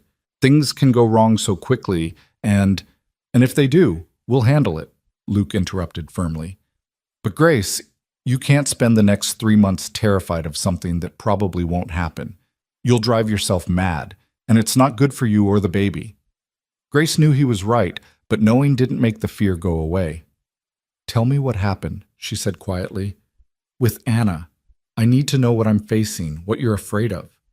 Luke's face went pale in the lamplight. "Grace, please," she pressed. "Not knowing is worse. My imagination is filling in the blanks with all sorts of horrors. The truth, no matter how bad, has to be better than what I'm imagining." Luke was silent for so long that Grace thought he might refuse. But then he took a deep breath and began to speak, his voice distant and hollow, like he was describing something that had happened to someone else. "Anna started having problems around her 6th month," he said. "Bleeding that wouldn't stop. The midwife said it wasn't normal but might resolve on its own. It didn't. She got weaker and weaker, could barely get out of bed toward the end. When the labor started, it was too early, almost 2 months too early. The baby wasn't ready, Anna wasn't ready." His hands tightened on Grace's shoulders, but his eyes were fixed on something far away, some terrible memory only he could see. "It took 3 days," he continued, and his voice broke. 3 days of labor, and she was already so weak. I rode down to town to get the doctor, but by the time we got back, the baby was born dead. Had been dead for hours, the midwife said. And Anna, she just kept bleeding. Nothing they did could stop it. She died in my arms, asking me to take care of our son, not understanding that he was already gone. Grace felt tears streaming down her face. She reached up to touch Luke's cheek and found it wet. "I'm so sorry," she whispered. "Luke, I'm so sorry you had to go through that. I blame myself," Luke said hoarsely. I kept thinking, if I'd gotten her to a better doctor sooner, if I'd had more money for proper care, if I'd noticed the signs earlier. "It wasn't your fault," Grace said fiercely, echoing the words he'd once said to her. "Sometimes terrible things happen, and there's no one to blame. Just loss." Luke let out a sound that was half laugh, half sob. "You remember that, do you?" "I remember everything you've ever said to me." Grace pressed her forehead against his. "And now I understand why you're so protective, why you panic every time I exert myself. You're afraid of losing me the way you lost her." "Every day," Luke admitted, "every single day I wake up terrified that something will go wrong, that I'll lose you both, that I'll have to live through that nightmare again." "Look at me," Grace commanded, and Luke obeyed. She took his hand and placed it on her belly, where the baby was moving restlessly, disturbed by her mother's emotional state. "Feel that? That's your daughter, alive and healthy and strong. And I'm healthy and strong too. What happened to Anna was a tragedy, but it doesn't mean the same thing will happen to me." "I know that logically," Luke said, "but logic doesn't help when I wake up in the middle of the night and check to make sure you're still breathing. It doesn't help when I see you wince from a kick and my first thought is that something's wrong." Grace understood then just how deep his trauma ran, how much courage it had taken for him to open his heart again, to risk loving someone new when he'd lost so much the first time. "We're going to get through this," she said firmly. "Both of us. Together. And when our daughter is born, healthy and screaming and perfect, you're going to realize that not every story ends in tragedy. Promise me," Luke said suddenly, desperately. "Promise me that if something goes wrong, if it comes down to saving you or saving the baby—" "Don't," Grace interrupted. "Don't ask me to make that choice." "I have to," Luke said, his voice breaking. "Grace, I need to know that you'll fight for yourself, that you won't give up trying to survive, because I can't lose you. I won't survive it a second time." Grace saw the raw terror in his eyes and understood that this wasn't just about her or the baby. This was about Luke's very survival, about whether he could endure another loss of this magnitude.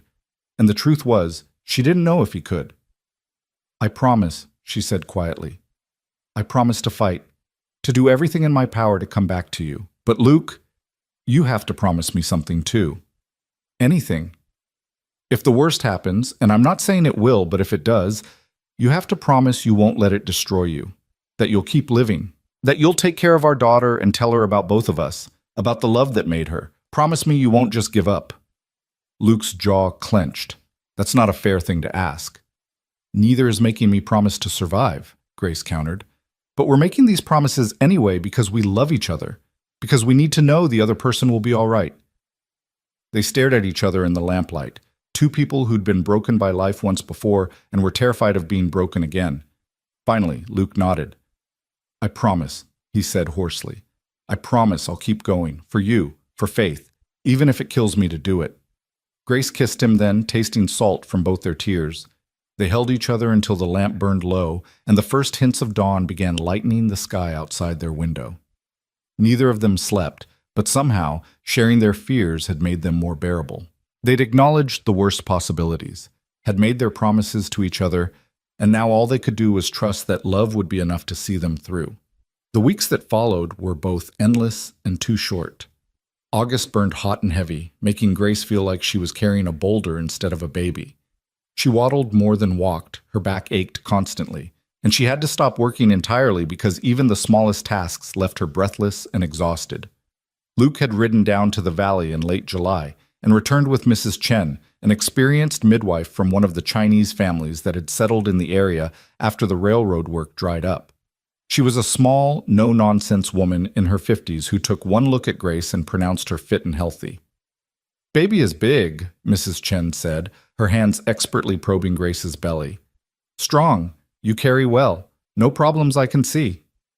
"When?" Grace asked. "When will the baby come?" Mrs. Chen shrugged. "Baby comes when baby is ready." Maybe 2 weeks, maybe 4. First babies like to take their time.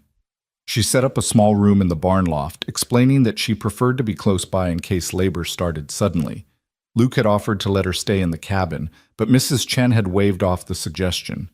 "You are newlyweds," she said with a knowing smile. "You need privacy. I am fine in the loft. Very comfortable. You call when baby comes."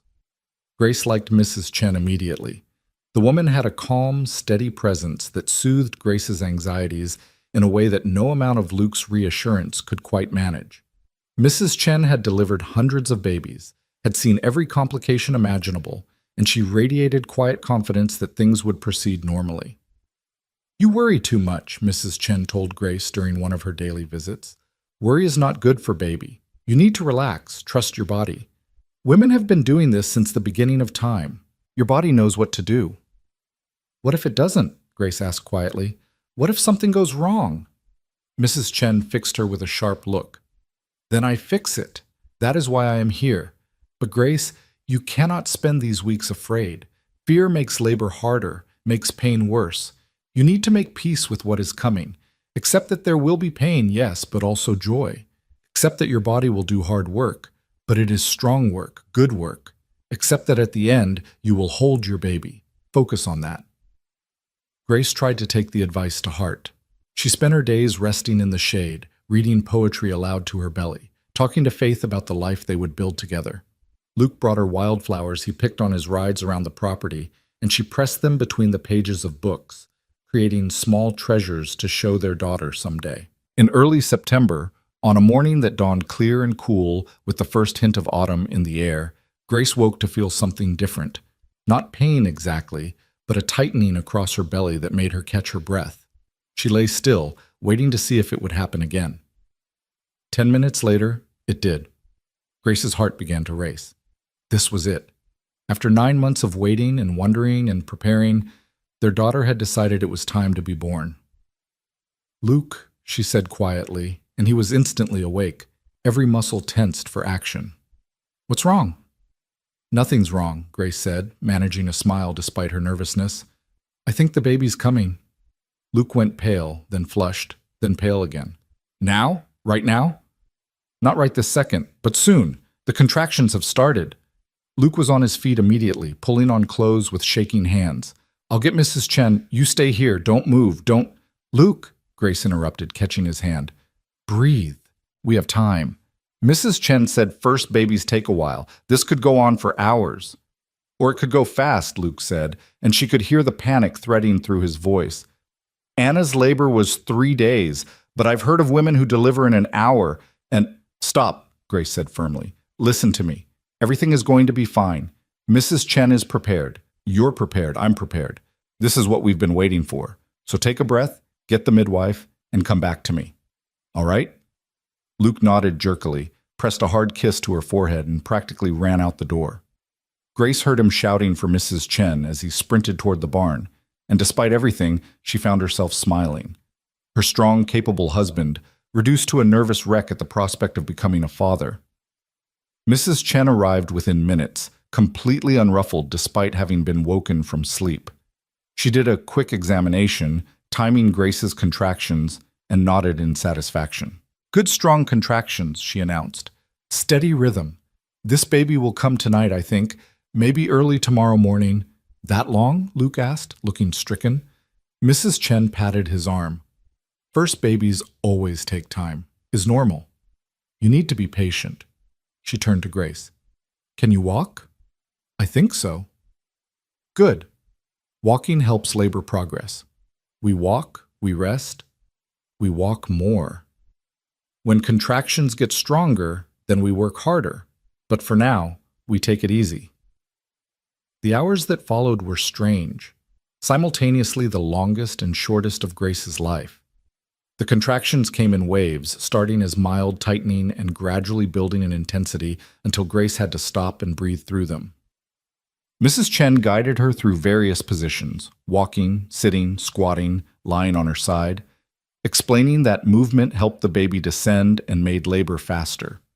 Luke hovered constantly, looking like he might collapse from stress at any moment. Mrs. Chen finally shooed him outside to chop wood, explaining that he needed something to do with his nervous energy, or he'd drive them both mad. Men are useless during labor, she said matter-of-factly. They pace and worry and get in the way. Better to give them work. Grace could hear the rhythmic thunk of the axe outside and found it oddly comforting. Luke was out there, working off his fear and anxiety while she did the hard work of bringing their child into the world. They were in this together, even if they were physically separated. By afternoon, the contractions were coming faster and harder. Grace had to grip the bedpost and breathe in slow, measured counts while pain radiated across her belly and down her back. Mrs. Chen pressed warm cloths against her lower back, murmuring encouragement in a mixture of English and Chinese that Grace found soothing even when she couldn't understand the words. "You're doing beautifully," Mrs. Chen said during a break between contractions. "Baby is moving down. Everything is progressing well." "How much longer?" Grace gasped. "Hard to say. Few more hours, maybe. Your body is working hard, doing good work." Luke came in as the sun was setting, his face haggard with worry. "Is she all right?" he asked Mrs. Chen. "Should it be taking this long?" "She is fine," Mrs. Chen said firmly. "Labor takes as long as it takes. No rushing." Luke knelt beside the bed where Grace was resting between contractions and took her hand. "I'm right here," he said softly. "Right here with you." Grace squeezed his fingers. "I'm scared," she admitted. "I know. Me too." Luke pressed his forehead against her knuckles. "But Mrs. Chen says everything's going well. You're doing exactly what you need to do. Just a little longer, and we'll meet our daughter." The next contraction hit, stronger than any that had come before, and Grace cried out despite herself. Luke's face went white, but he held her hand and let her squeeze until she thought she might break his fingers. When it passed, she was trembling and exhausted. "I can't do this," she gasped. "It's too much. I can't." "Yes, you can," Mrs. Chen said sharply. "You're already doing it. No giving up now. Baby is almost here." Another contraction, and another, and another. They came faster now, barely giving Grace time to catch her breath between them. The pain was overwhelming, consuming, unlike anything she'd ever experienced. She heard herself making sounds she didn't recognize.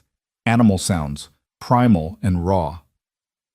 "I need to push," she gasped suddenly. "Mrs. Chen, I need to—" "Not yet," Mrs. Chen said, examining her quickly. "Almost, but not quite. Breathe through it. Pant if you need to, but don't push yet." It was agony trying not to push when every fiber of her being was screaming at her to do exactly that. Grace gripped Luke's hand so hard she felt something pop, but he didn't flinch, didn't pull away. He just kept murmuring encouragement, telling her how strong she was, how proud he was, how much he loved her. "Now," Mrs. Chen said finally. "Now you can push. Next contraction, you push hard." Grace barely had time to register the words before the next wave hit. She bore down with everything she had, feeling something shift and move inside her. Luke supported her back. Mrs. Chen guided her through the push, and for one perfect moment, they were all working together toward a single goal. "Good!" Mrs. Chen exclaimed. "Very good! Again on the next one." Push after push after push. Grace lost track of time, lost track of everything except the need to get this baby out, to finish what her body had started 9 months ago. Sweat poured down her face, her hair stuck to her neck, her throat was raw from crying out. But she kept going. She'd promised Luke she would fight, and she was keeping that promise with every ounce of strength she possessed. "Head is out," Mrs. Chen announced. "One more big push, Grace. You can do this." Grace gathered every last bit of energy she had left and pushed with a force that felt like it might split her apart. She felt a sudden release, a lessening of pressure, and then a cry. Thin and reedy and absolutely perfect, cutting through the night air like a declaration of existence. "It's a girl," Mrs. Chen said, laughing with delight. "Beautiful, healthy girl." Grace collapsed back against Luke's chest, sobbing with relief and joy and exhaustion. Luke was crying too, his tears falling onto her face as he held her and repeated, "Thank you, thank you, thank you," over and over, like a prayer. Mrs. Chen worked quickly, cleaning the baby and wrapping her in a soft blanket before placing her on Grace's chest. Grace looked down at her daughter, at Faith, and felt her heart simply stop. She was perfect. Impossibly, miraculously perfect. Tiny fingers already curling into fists, eyes scrunched closed against the lamplight, a shock of dark hair plastered to her small head. She was real and alive and here, after months of hoping and fearing and praying. "Hello, Faith," Grace whispered, tracing one finger down her daughter's soft cheek. "Hello, my beautiful girl. We've been waiting for you." Faith's eyes opened, just for a moment, and Grace saw they were pale gray, exactly like her father's. The baby made a small mewling sound, and Luke reached down to touch her tiny hand with one rough, calloused finger. Faith's fist immediately closed around it, gripping tight. "She's got a good grip," Luke said, his voice thick with tears. "Strong girl, just like her mama." Mrs. Chen finished her work and stepped back with a satisfied nod. "Mother and baby both healthy," she announced. "Good birth, good outcome. You did well, Grace." Grace barely heard her. She was lost in the wonder of her daughter, counting tiny fingers and toes, marveling at the perfection of miniature ears and the impossibly small nose. This was what everyone had said she could never have. This was what Dr. Winters had declared impossible, what her family had given up on, what the entire town of Evergreen Hollow had used to define her worth. And yet here Faith was, proof that they'd all been catastrophically wrong. "I can't believe she's real," Grace murmured. "I can't believe we actually did this." Luke kissed Grace's temple, then leaned down to press the gentlest kiss to Faith's forehead. "We did more than that," he said softly. "We proved them all wrong. Every single person who ever said you were broken or worthless or cursed, this baby is proof they were lying. You were never the problem, Grace. You were just waiting for the right person, the right time, the right love." Grace looked up at him through her tears. "The right everything," she agreed. "Mrs. Chen bustled around cleaning up, giving them privacy to bond with their new daughter. After a while, she approached the bed with a cup of tea for Grace. "You need to drink," she said. "Then sleep. Baby will want to eat soon, and you need your strength." Grace obeyed, drinking the warm tea while Faith dozed on her chest, one tiny hand fisted in Grace's nightgown. Luke hadn't moved from his position beside them, seemed unable to take his eyes off his daughter. "She's so small," he kept saying. "How can something this small be so perfect?" "Because she's made from love," Grace replied. "The strongest kind of love. The kind that survives betrayal and loss and cruelty. The kind that builds homes in the wilderness and faces down entire towns and refuses to give up even when everything seems impossible." Luke's eyes met hers over Faith's sleeping form. "I love you," he said simply. "I don't have better words than that. Just, I love you. Thank you for this. For her. For everything." "I love you too," Grace said. "And I'm so glad I get to build this life with you. That our daughter gets to grow up with a father who's kind and strong and who'll teach her that her worth comes from who she is, not what anyone else thinks she should be." Mrs. Chen returned then and gently took Faith from Grace's arms. "Time for baby to eat," she announced. "Then everyone sleeps. Tomorrow you start your new life as parents, but tonight you rest." She showed Grace how to nurse, guiding the process with patient expertise until Faith latched on and began to feed. The sensation was strange but not unpleasant, and Grace felt a fierce rush of maternal protectiveness as she watched her daughter nurse.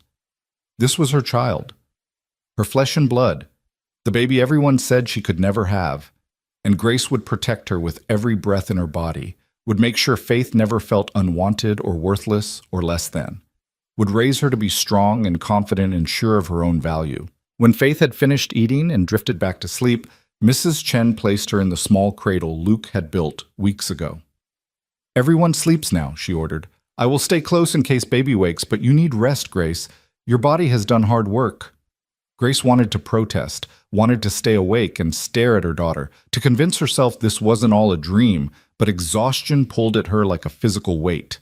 Luke stretched out beside her on the bed, his arm curving around her protectively, and Grace let herself sink into sleep with the sound of Faith's soft breathing filling the room. She woke several times during the night to feed Faith, each time marveling anew that this perfect creature was really hers. Luke woke with her every time, watching as she nursed their daughter, sometimes reaching out to touch Faith's soft hair with wondering fingers. "I can't believe she's real," he kept saying. "I keep thinking I'll wake up and find it was all a dream." "She's real," Grace assured him. "We're real. This whole impossible, wonderful life we've built, it's all real." Morning came with golden light streaming through the window. Mrs. Chen appeared with breakfast and pronounced both mother and baby to be thriving. "I will stay a few more days," she said. "Make sure everything continues well. Then I go home, and you are on your own." "Thank you," Grace said, meaning it with her whole heart. "Thank you for being here, for helping bring her safely into the world." Mrs. Chen smiled. "It's my honor," she said simply. "New life is always a blessing, especially a life as wanted as this one." Over the next few days, Grace and Luke learned the rhythms of parenthood. The sleepless nights, the constant feedings, the anxiety that came with being responsible for something so small and vulnerable. But they also learned the joys. Faith's first real smile, the way she curled into Grace's neck when she was upset, the sound of Luke's deep voice singing lullabies he claimed not to remember from his own childhood. True to her word, Mrs. Chen left after 3 days, satisfied that Grace was healing well and Faith was thriving. Before she departed, she gave Grace detailed instructions on caring for the baby and warning signs to watch for. "If you have any problems, you send for me," she said firmly. "But I do not think you will. You are strong, Mama. This baby is lucky to have you." After Mrs. Chen left, Grace stood in the doorway of the cabin, watching Luke work with the horses while Faith slept in her arms. The autumn air was crisp and clean, carrying the scent of pine and approaching winter. In a few months, the snow would return, and they'd be isolated again on their mountain. But this time, they wouldn't be alone. This time, they'd have Faith. Grace thought about the girl she'd been 9 months ago. Broken, worthless, sold by her own family, and trudging through snow toward an uncertain future. That girl would never have believed she'd end up here. Loved, valued, holding her own miracle baby while her husband worked nearby, and their whole future stretched out before them like an open road. "What are you thinking about?" Luke asked, appearing beside her with hay in his hair and dirt on his hands. Grace smiled up at him. "How far we've come," she said. "How much has changed?" Luke looked down at Faith, his expression softening. "Everything has changed," he agreed, "and it's all because of you, because you were brave enough to trust me, to build this life with me." "We built it together," Grace corrected. She leaned against him, and he wrapped his arm around both her and Faith. They stood there in the doorway, a small family carved out of loss and pain, and the stubborn refusal to accept anyone else's definition of who they should be. And as Faith stirred in her arms and opened those pale gray eyes, Grace felt something settle deep in her chest. Peace, contentment, the bone-deep knowledge that she was exactly where she was meant to be, with exactly the people she was meant to love. This was home. This was family. This was everything. October painted the mountain in shades of gold and crimson, and Faith grew stronger with each passing day. She'd already developed a personality that made both Grace and Luke laugh, stubborn when hungry, curious about everything, and possessing a set of lungs that could wake them from the deepest sleep. Grace had never been so exhausted or so happy in her entire life. One crisp morning, as Grace nursed Faith by the window while watching Luke mend fences in the distance, she heard the sound of hoofbeats approaching. Her heart jumped into her throat. They rarely had visitors, and unexpected company on the mountain usually meant trouble. Luke had heard it too. He dropped his tools and moved toward the cabin with the fluid speed of a man who'd learned to be cautious. Grace stood, cradling Faith protectively, and moved away from the window. "Stay inside," Luke called out as he reached for the rifle he kept by the door. "Don't come out until I say it's safe." Grace's pulse hammered as she watched through the gap in the curtain. A single rider crested the ridge, and Grace's breath caught when she recognized him. Thomas. Her brother. Luke must have recognized him too because he lowered the rifle slightly, though he didn't put it away. Thomas reined in his horse a respectful distance from the cabin, hands clearly visible and empty. "I come in peace," Thomas called out. "I'm not here to cause trouble. I heard that Grace had the baby. I wanted to see if it was true, if she and the child were well." Grace made her decision in an instant. She adjusted Faith in her arms and stepped out onto the porch, despite Luke's quick sound of protest. Thomas's eyes went immediately to the bundle in her arms, and his face transformed with wonder and something that might have been regret. "She's real," he said softly. "Grace, she's real." "Her name is Faith," Grace replied, her voice cool but not hostile. "And yes, she's very real, very healthy. Very much proof that everything we were told was a lie." Thomas dismounted slowly, and Luke tensed, but Grace shook her head slightly. Her brother approached the porch with his hat in his hands, looking younger and more uncertain than Grace had ever seen him. "I'm sorry," Thomas said, and his voice cracked. "Grace, I'm so sorry for everything. For not standing up to Father, for letting him sell you like that, for believing the lies about you. He stopped, swallowing hard. "There's no excuse for what we did, what I did. I just wanted you to know that I'm sorry." Grace studied him, this brother who'd shared her childhood, who taught her to skip stones and catch fireflies, who'd sat silently in that wagon while she was sold away. She saw genuine remorse in his eyes, genuine pain, but she also remembered the rope cutting into her wrists, the cold that had seeped into her bones, the crushing weight of believing she was worthless. "I appreciate the apology," she said finally, "but I'm not sure I can forgive you yet. Maybe someday, but not today." Thomas nodded, accepting the boundary. "That's fair, more than fair." His eyes drifted back to Faith. May I see her? Just for a moment?"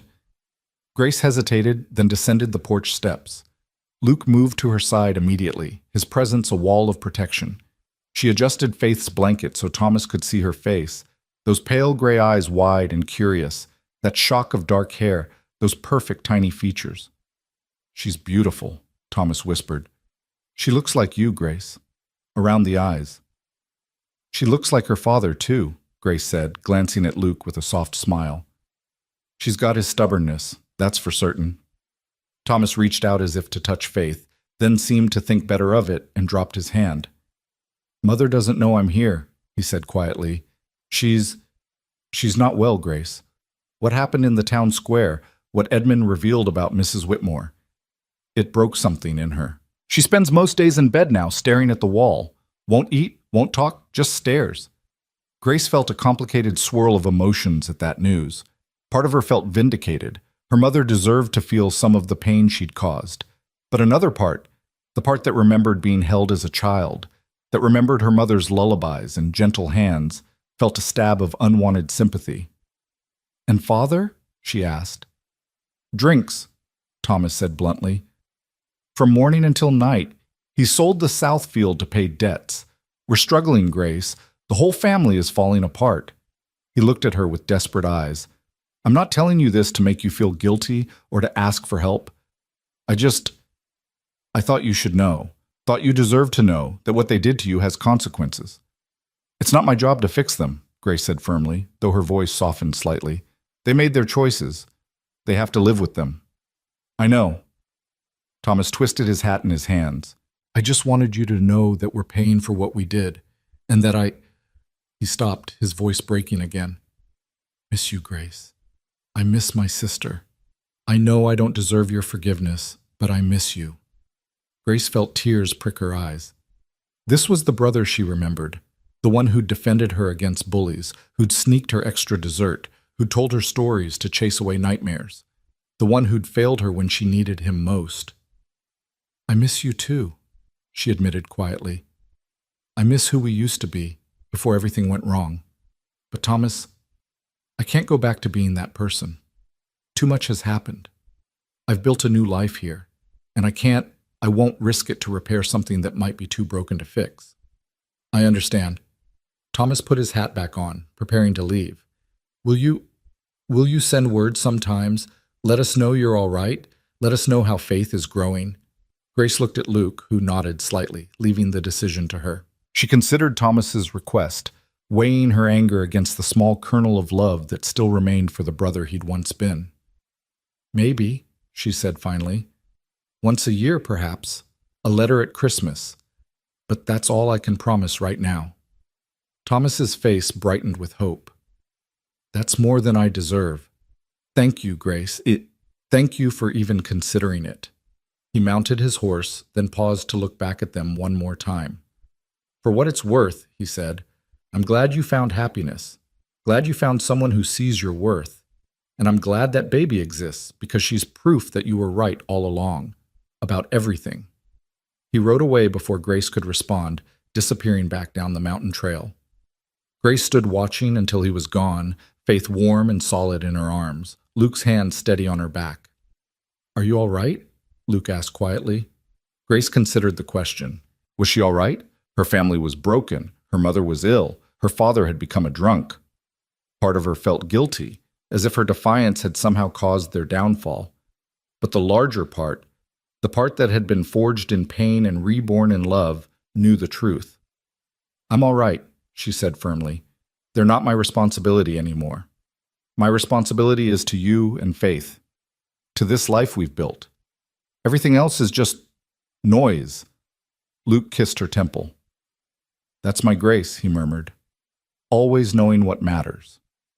They went back inside, and Grace settled into her rocking chair to finish nursing Faith. As she looked down at her daughter's peaceful face, she thought about the journey that had brought them here. The pain and betrayal, yes, but also the unexpected grace of finding Luke, the miracle of conceiving Faith, the triumph of proving everyone wrong. Her story could have ended so differently. She could have frozen to death in the wilderness, or died in childbirth like Anna, or simply withered away under the weight of shame and rejection. But she hadn't. She'd survived. She'd fought. She'd built something beautiful out of the ashes of her old life.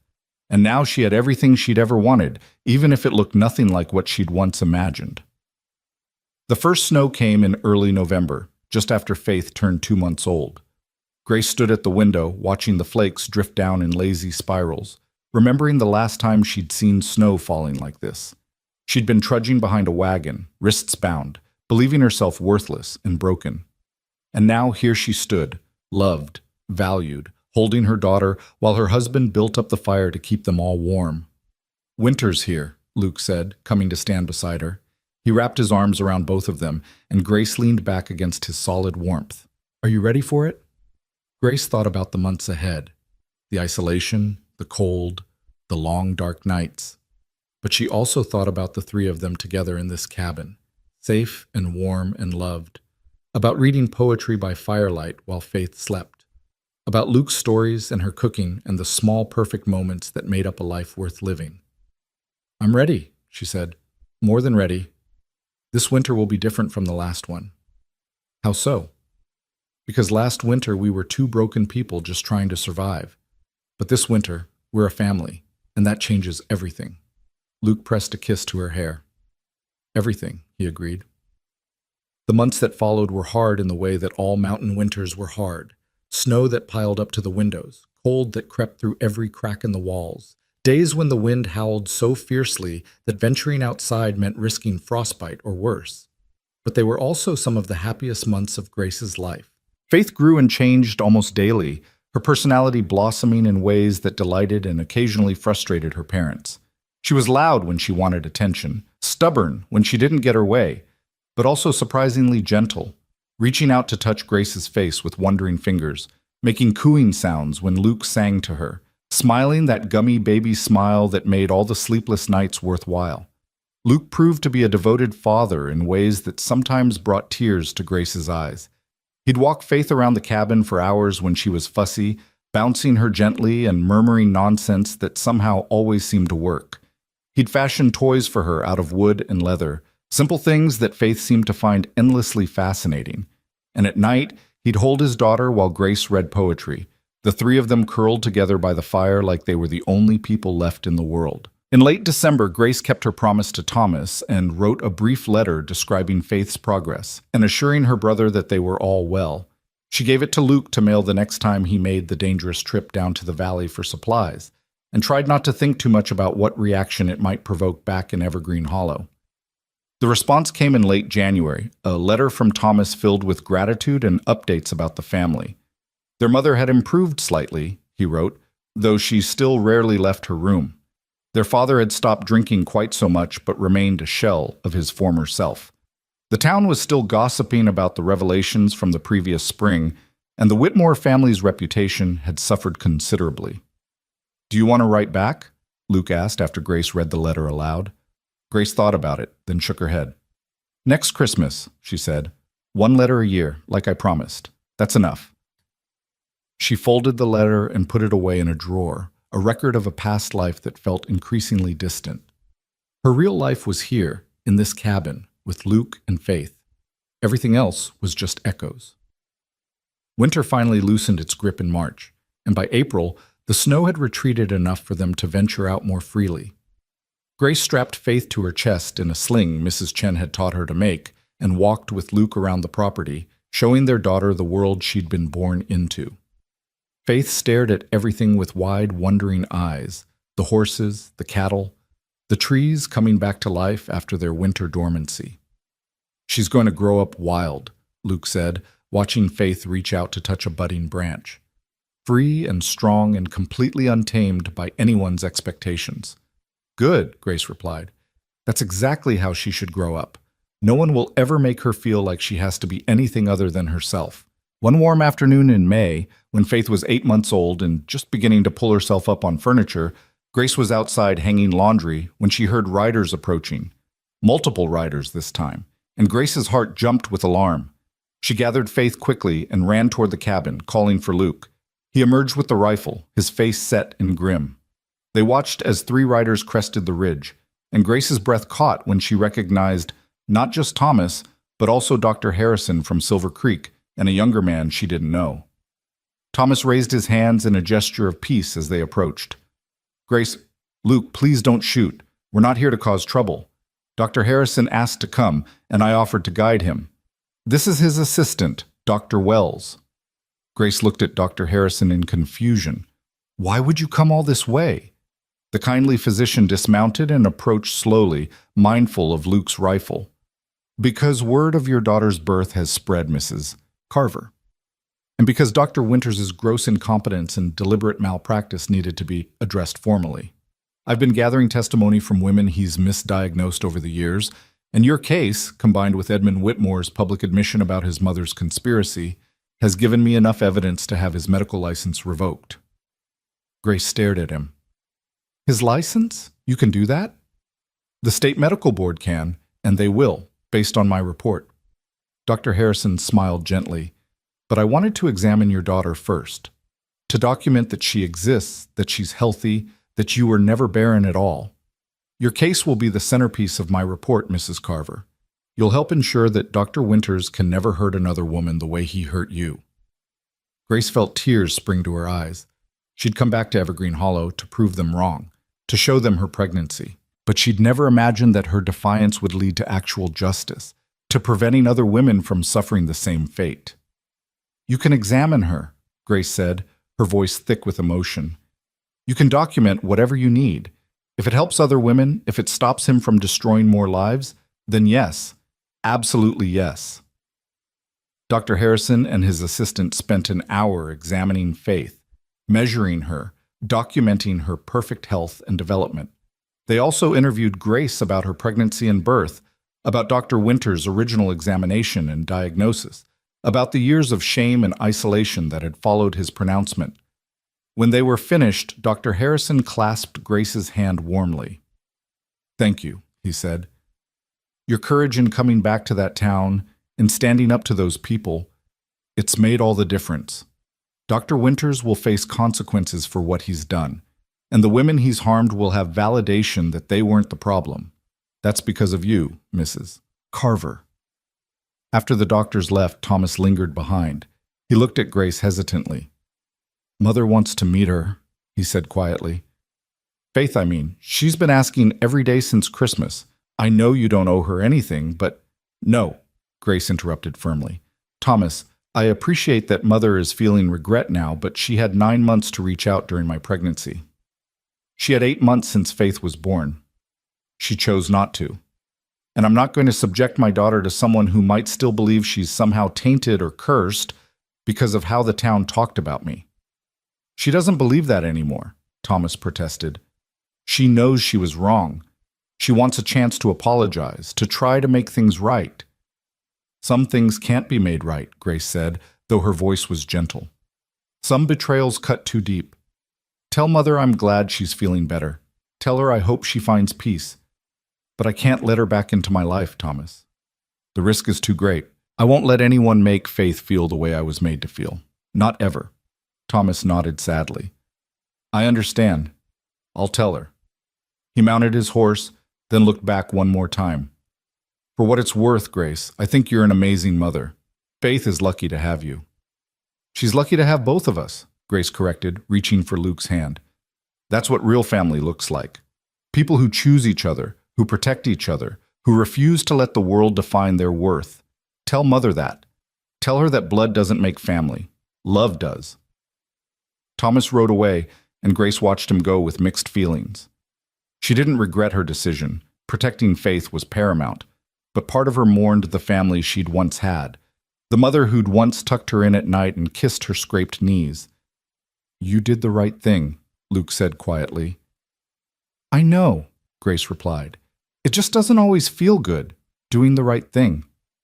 No, Luke agreed, but that's what makes it right. If it was easy, it wouldn't mean anything. Summer returned with its warmth and long days, and Faith celebrated her first birthday with a cake Grace made from their precious stores of sugar and flour. The baby, not quite a baby anymore, smashed her chubby hands into the frosting and laughed with pure delight, and Grace and Luke laughed with her, capturing this perfect moment in their memories. Faith took her first steps in late August, staggering from Luke's arms to Grace's with a look of fierce concentration that made them both hold their breath. When she made it across the gap, Grace swept her up and spun her around while Luke cheered. That's our girl, he said proudly, strong and determined, just like her mama. As autumn approached again, bringing with it the anniversary of Faith's birth and Grace's arrival on the mountain, Grace found herself reflecting on how much had changed in 2 years. She'd gone from being a woman sold as worthless to a wife, mother, and the catalyst for medical justice. She'd gone from believing herself broken to understanding that she'd never been the problem at all. One evening, as they sat on the porch watching the sunset while Faith played at their feet, Grace leaned against Luke's shoulder and said, Do you ever wonder what would have happened if my father hadn't sold me? If I'd stayed in Evergreen Hollow? Luke was quiet for a moment, considering. I think you would have survived, he said finally, because that's who you are, a survivor. But I don't think you would have thrived, not the way you've thrived here. And you? Grace asked. What would have happened to you? I'd have stayed in my grief, Luke said honestly. I'd have gone through the motions of living without ever really being alive. You saved me, Grace. You brought me back from a very dark place. Grace laced her fingers through his. We saved each other, she said. That's what love does. It takes two broken people and makes them whole.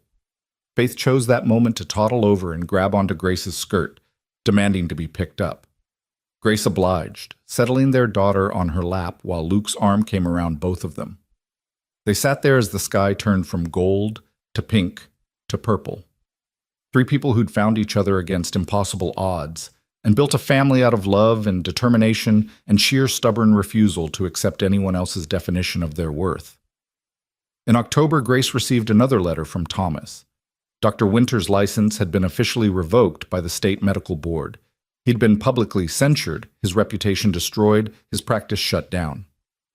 Several women had come forward with their own stories of his malpractice, adding their voices to Grace's. And Edmund Whitmore had broken his engagement to the woman his mother had chosen for him, announcing that he planned to move to California and start fresh somewhere his family's reputation couldn't follow him. The town of Evergreen Hollow was changing, Thomas wrote. People were questioning things they'd never questioned before, challenging authorities they'd never challenged, and it had all started with Grace's refusal to accept the lies they'd told about her. You changed things, Luke said after reading the letter. Not just for yourself, but for everyone. Grace thought about Sarah Miller and all the other women who'd looked at her with such hope that day in the town square. Thought about the women who might now get second opinions instead of accepting a charlatan's diagnosis. Thought about the ripples spreading out from one act of defiance. I just refused to be silent, she said. I refused to accept that I was worthless just because someone said so. Anyone could have done the same thing. But they didn't, Luke pointed out. You did. That's what makes you remarkable. 2 years turned into 3, then 4. Faith grew into a bright, curious child who asked endless questions and showed no fear of the wilderness around her. She helped Luke with the animals, helped Grace in the garden they'd expanded, and showed a stubborn independence that made them both laugh and occasionally tear their hair out. They had another child, a son they named Samuel, after Grace's father, because Grace said she wanted to reclaim the name and give it to someone who would honor it properly.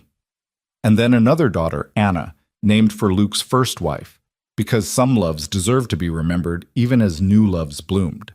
The cabin expanded to accommodate their growing family. Luke built an addition, then another. The ranch prospered as Luke's reputation for fair dealing and quality stock spread. They were never wealthy, but they were comfortable. More importantly, they were happy. Grace taught all 3 of her children to read using the volume of poetry Luke had saved from his first marriage. She told them stories about resilience and courage, about refusing to accept other people's limitations, about building the life you wanted instead of accepting the life you were given. And when Faith was 10 years old and came home crying because a boy in the Valley School had called her mother a name, had said Grace had been sold like property because she was worthless, Grace sat her daughter down and told her the whole story. The diagnosis, the betrayal, the sale, the journey through snow, the love that had saved them both. "You need to understand something, Faith," Grace said, holding her daughter's hands. "People will always try to define you by their own narrow understanding of worth. They'll try to put you in boxes, limit what you can do, tell you what you're capable of. And you need to look them in the eye and refuse. Refuse their limits. Refuse their definitions. Refuse to be anything less than exactly who you are." "Like you did?" Faith asked. "Like I did," Grace confirmed. "Like your father did. Like everyone who's ever decided their life was their own to build." Faith wiped her tears and nodded. "Then that's what I'll do too." And she did. All 3 of their children grew up strong and confident, secure in the knowledge that they were loved unconditionally, that their worth was inherent and not dependent on anyone else's approval. They grew up wild and free on that mountain, learning from parents who'd survived the worst and built something beautiful out of the ashes. Years passed, and Grace's hair turned gray at the temples, and Luke's beard went white. They grew old together on that mountain, watching their children grow and eventually leave to build their own lives. Faith became a teacher, determined to ensure no child ever felt worthless the way her mother had. Samuel took over the ranch, expanding it into something even larger than Luke had built. Anna became a doctor, inspired by her mother's stories of Dr. Harrison's kindness and determined to help women who faced medical prejudice. And through it all, Grace and Luke remained devoted to each other, the love that had started in darkness and desperation, maturing into something deep and unshakable. On their 20th anniversary, Luke gave Grace a leather-bound journal filled with all the letters she'd received over the years from women thanking her for giving them courage to question their own diagnoses, to seek second opinions, to refuse to accept that they were broken. "You changed so many lives," Luke said as Grace paged through the journal with tears streaming down her face. "You saved so many women from the fate you suffered. And it all started with your refusal to be silent." "It started with you," Grace corrected. "With you seeing me as worthy when no one else did. With you giving me a place to heal and grow. With you loving me when I didn't think I deserved to be loved." Luke pulled her into his arms, and they stood there in the cabin where their love story had begun, holding each other the way they'd held each other through 2 decades of joy and struggle and ordinary miracles. "We saved each other," Luke said, echoing Grace's words from so many years ago. "That's what love does." Grace thought about the girl she'd been, the one trudging through snow with bound wrists, believing herself worthless and broken.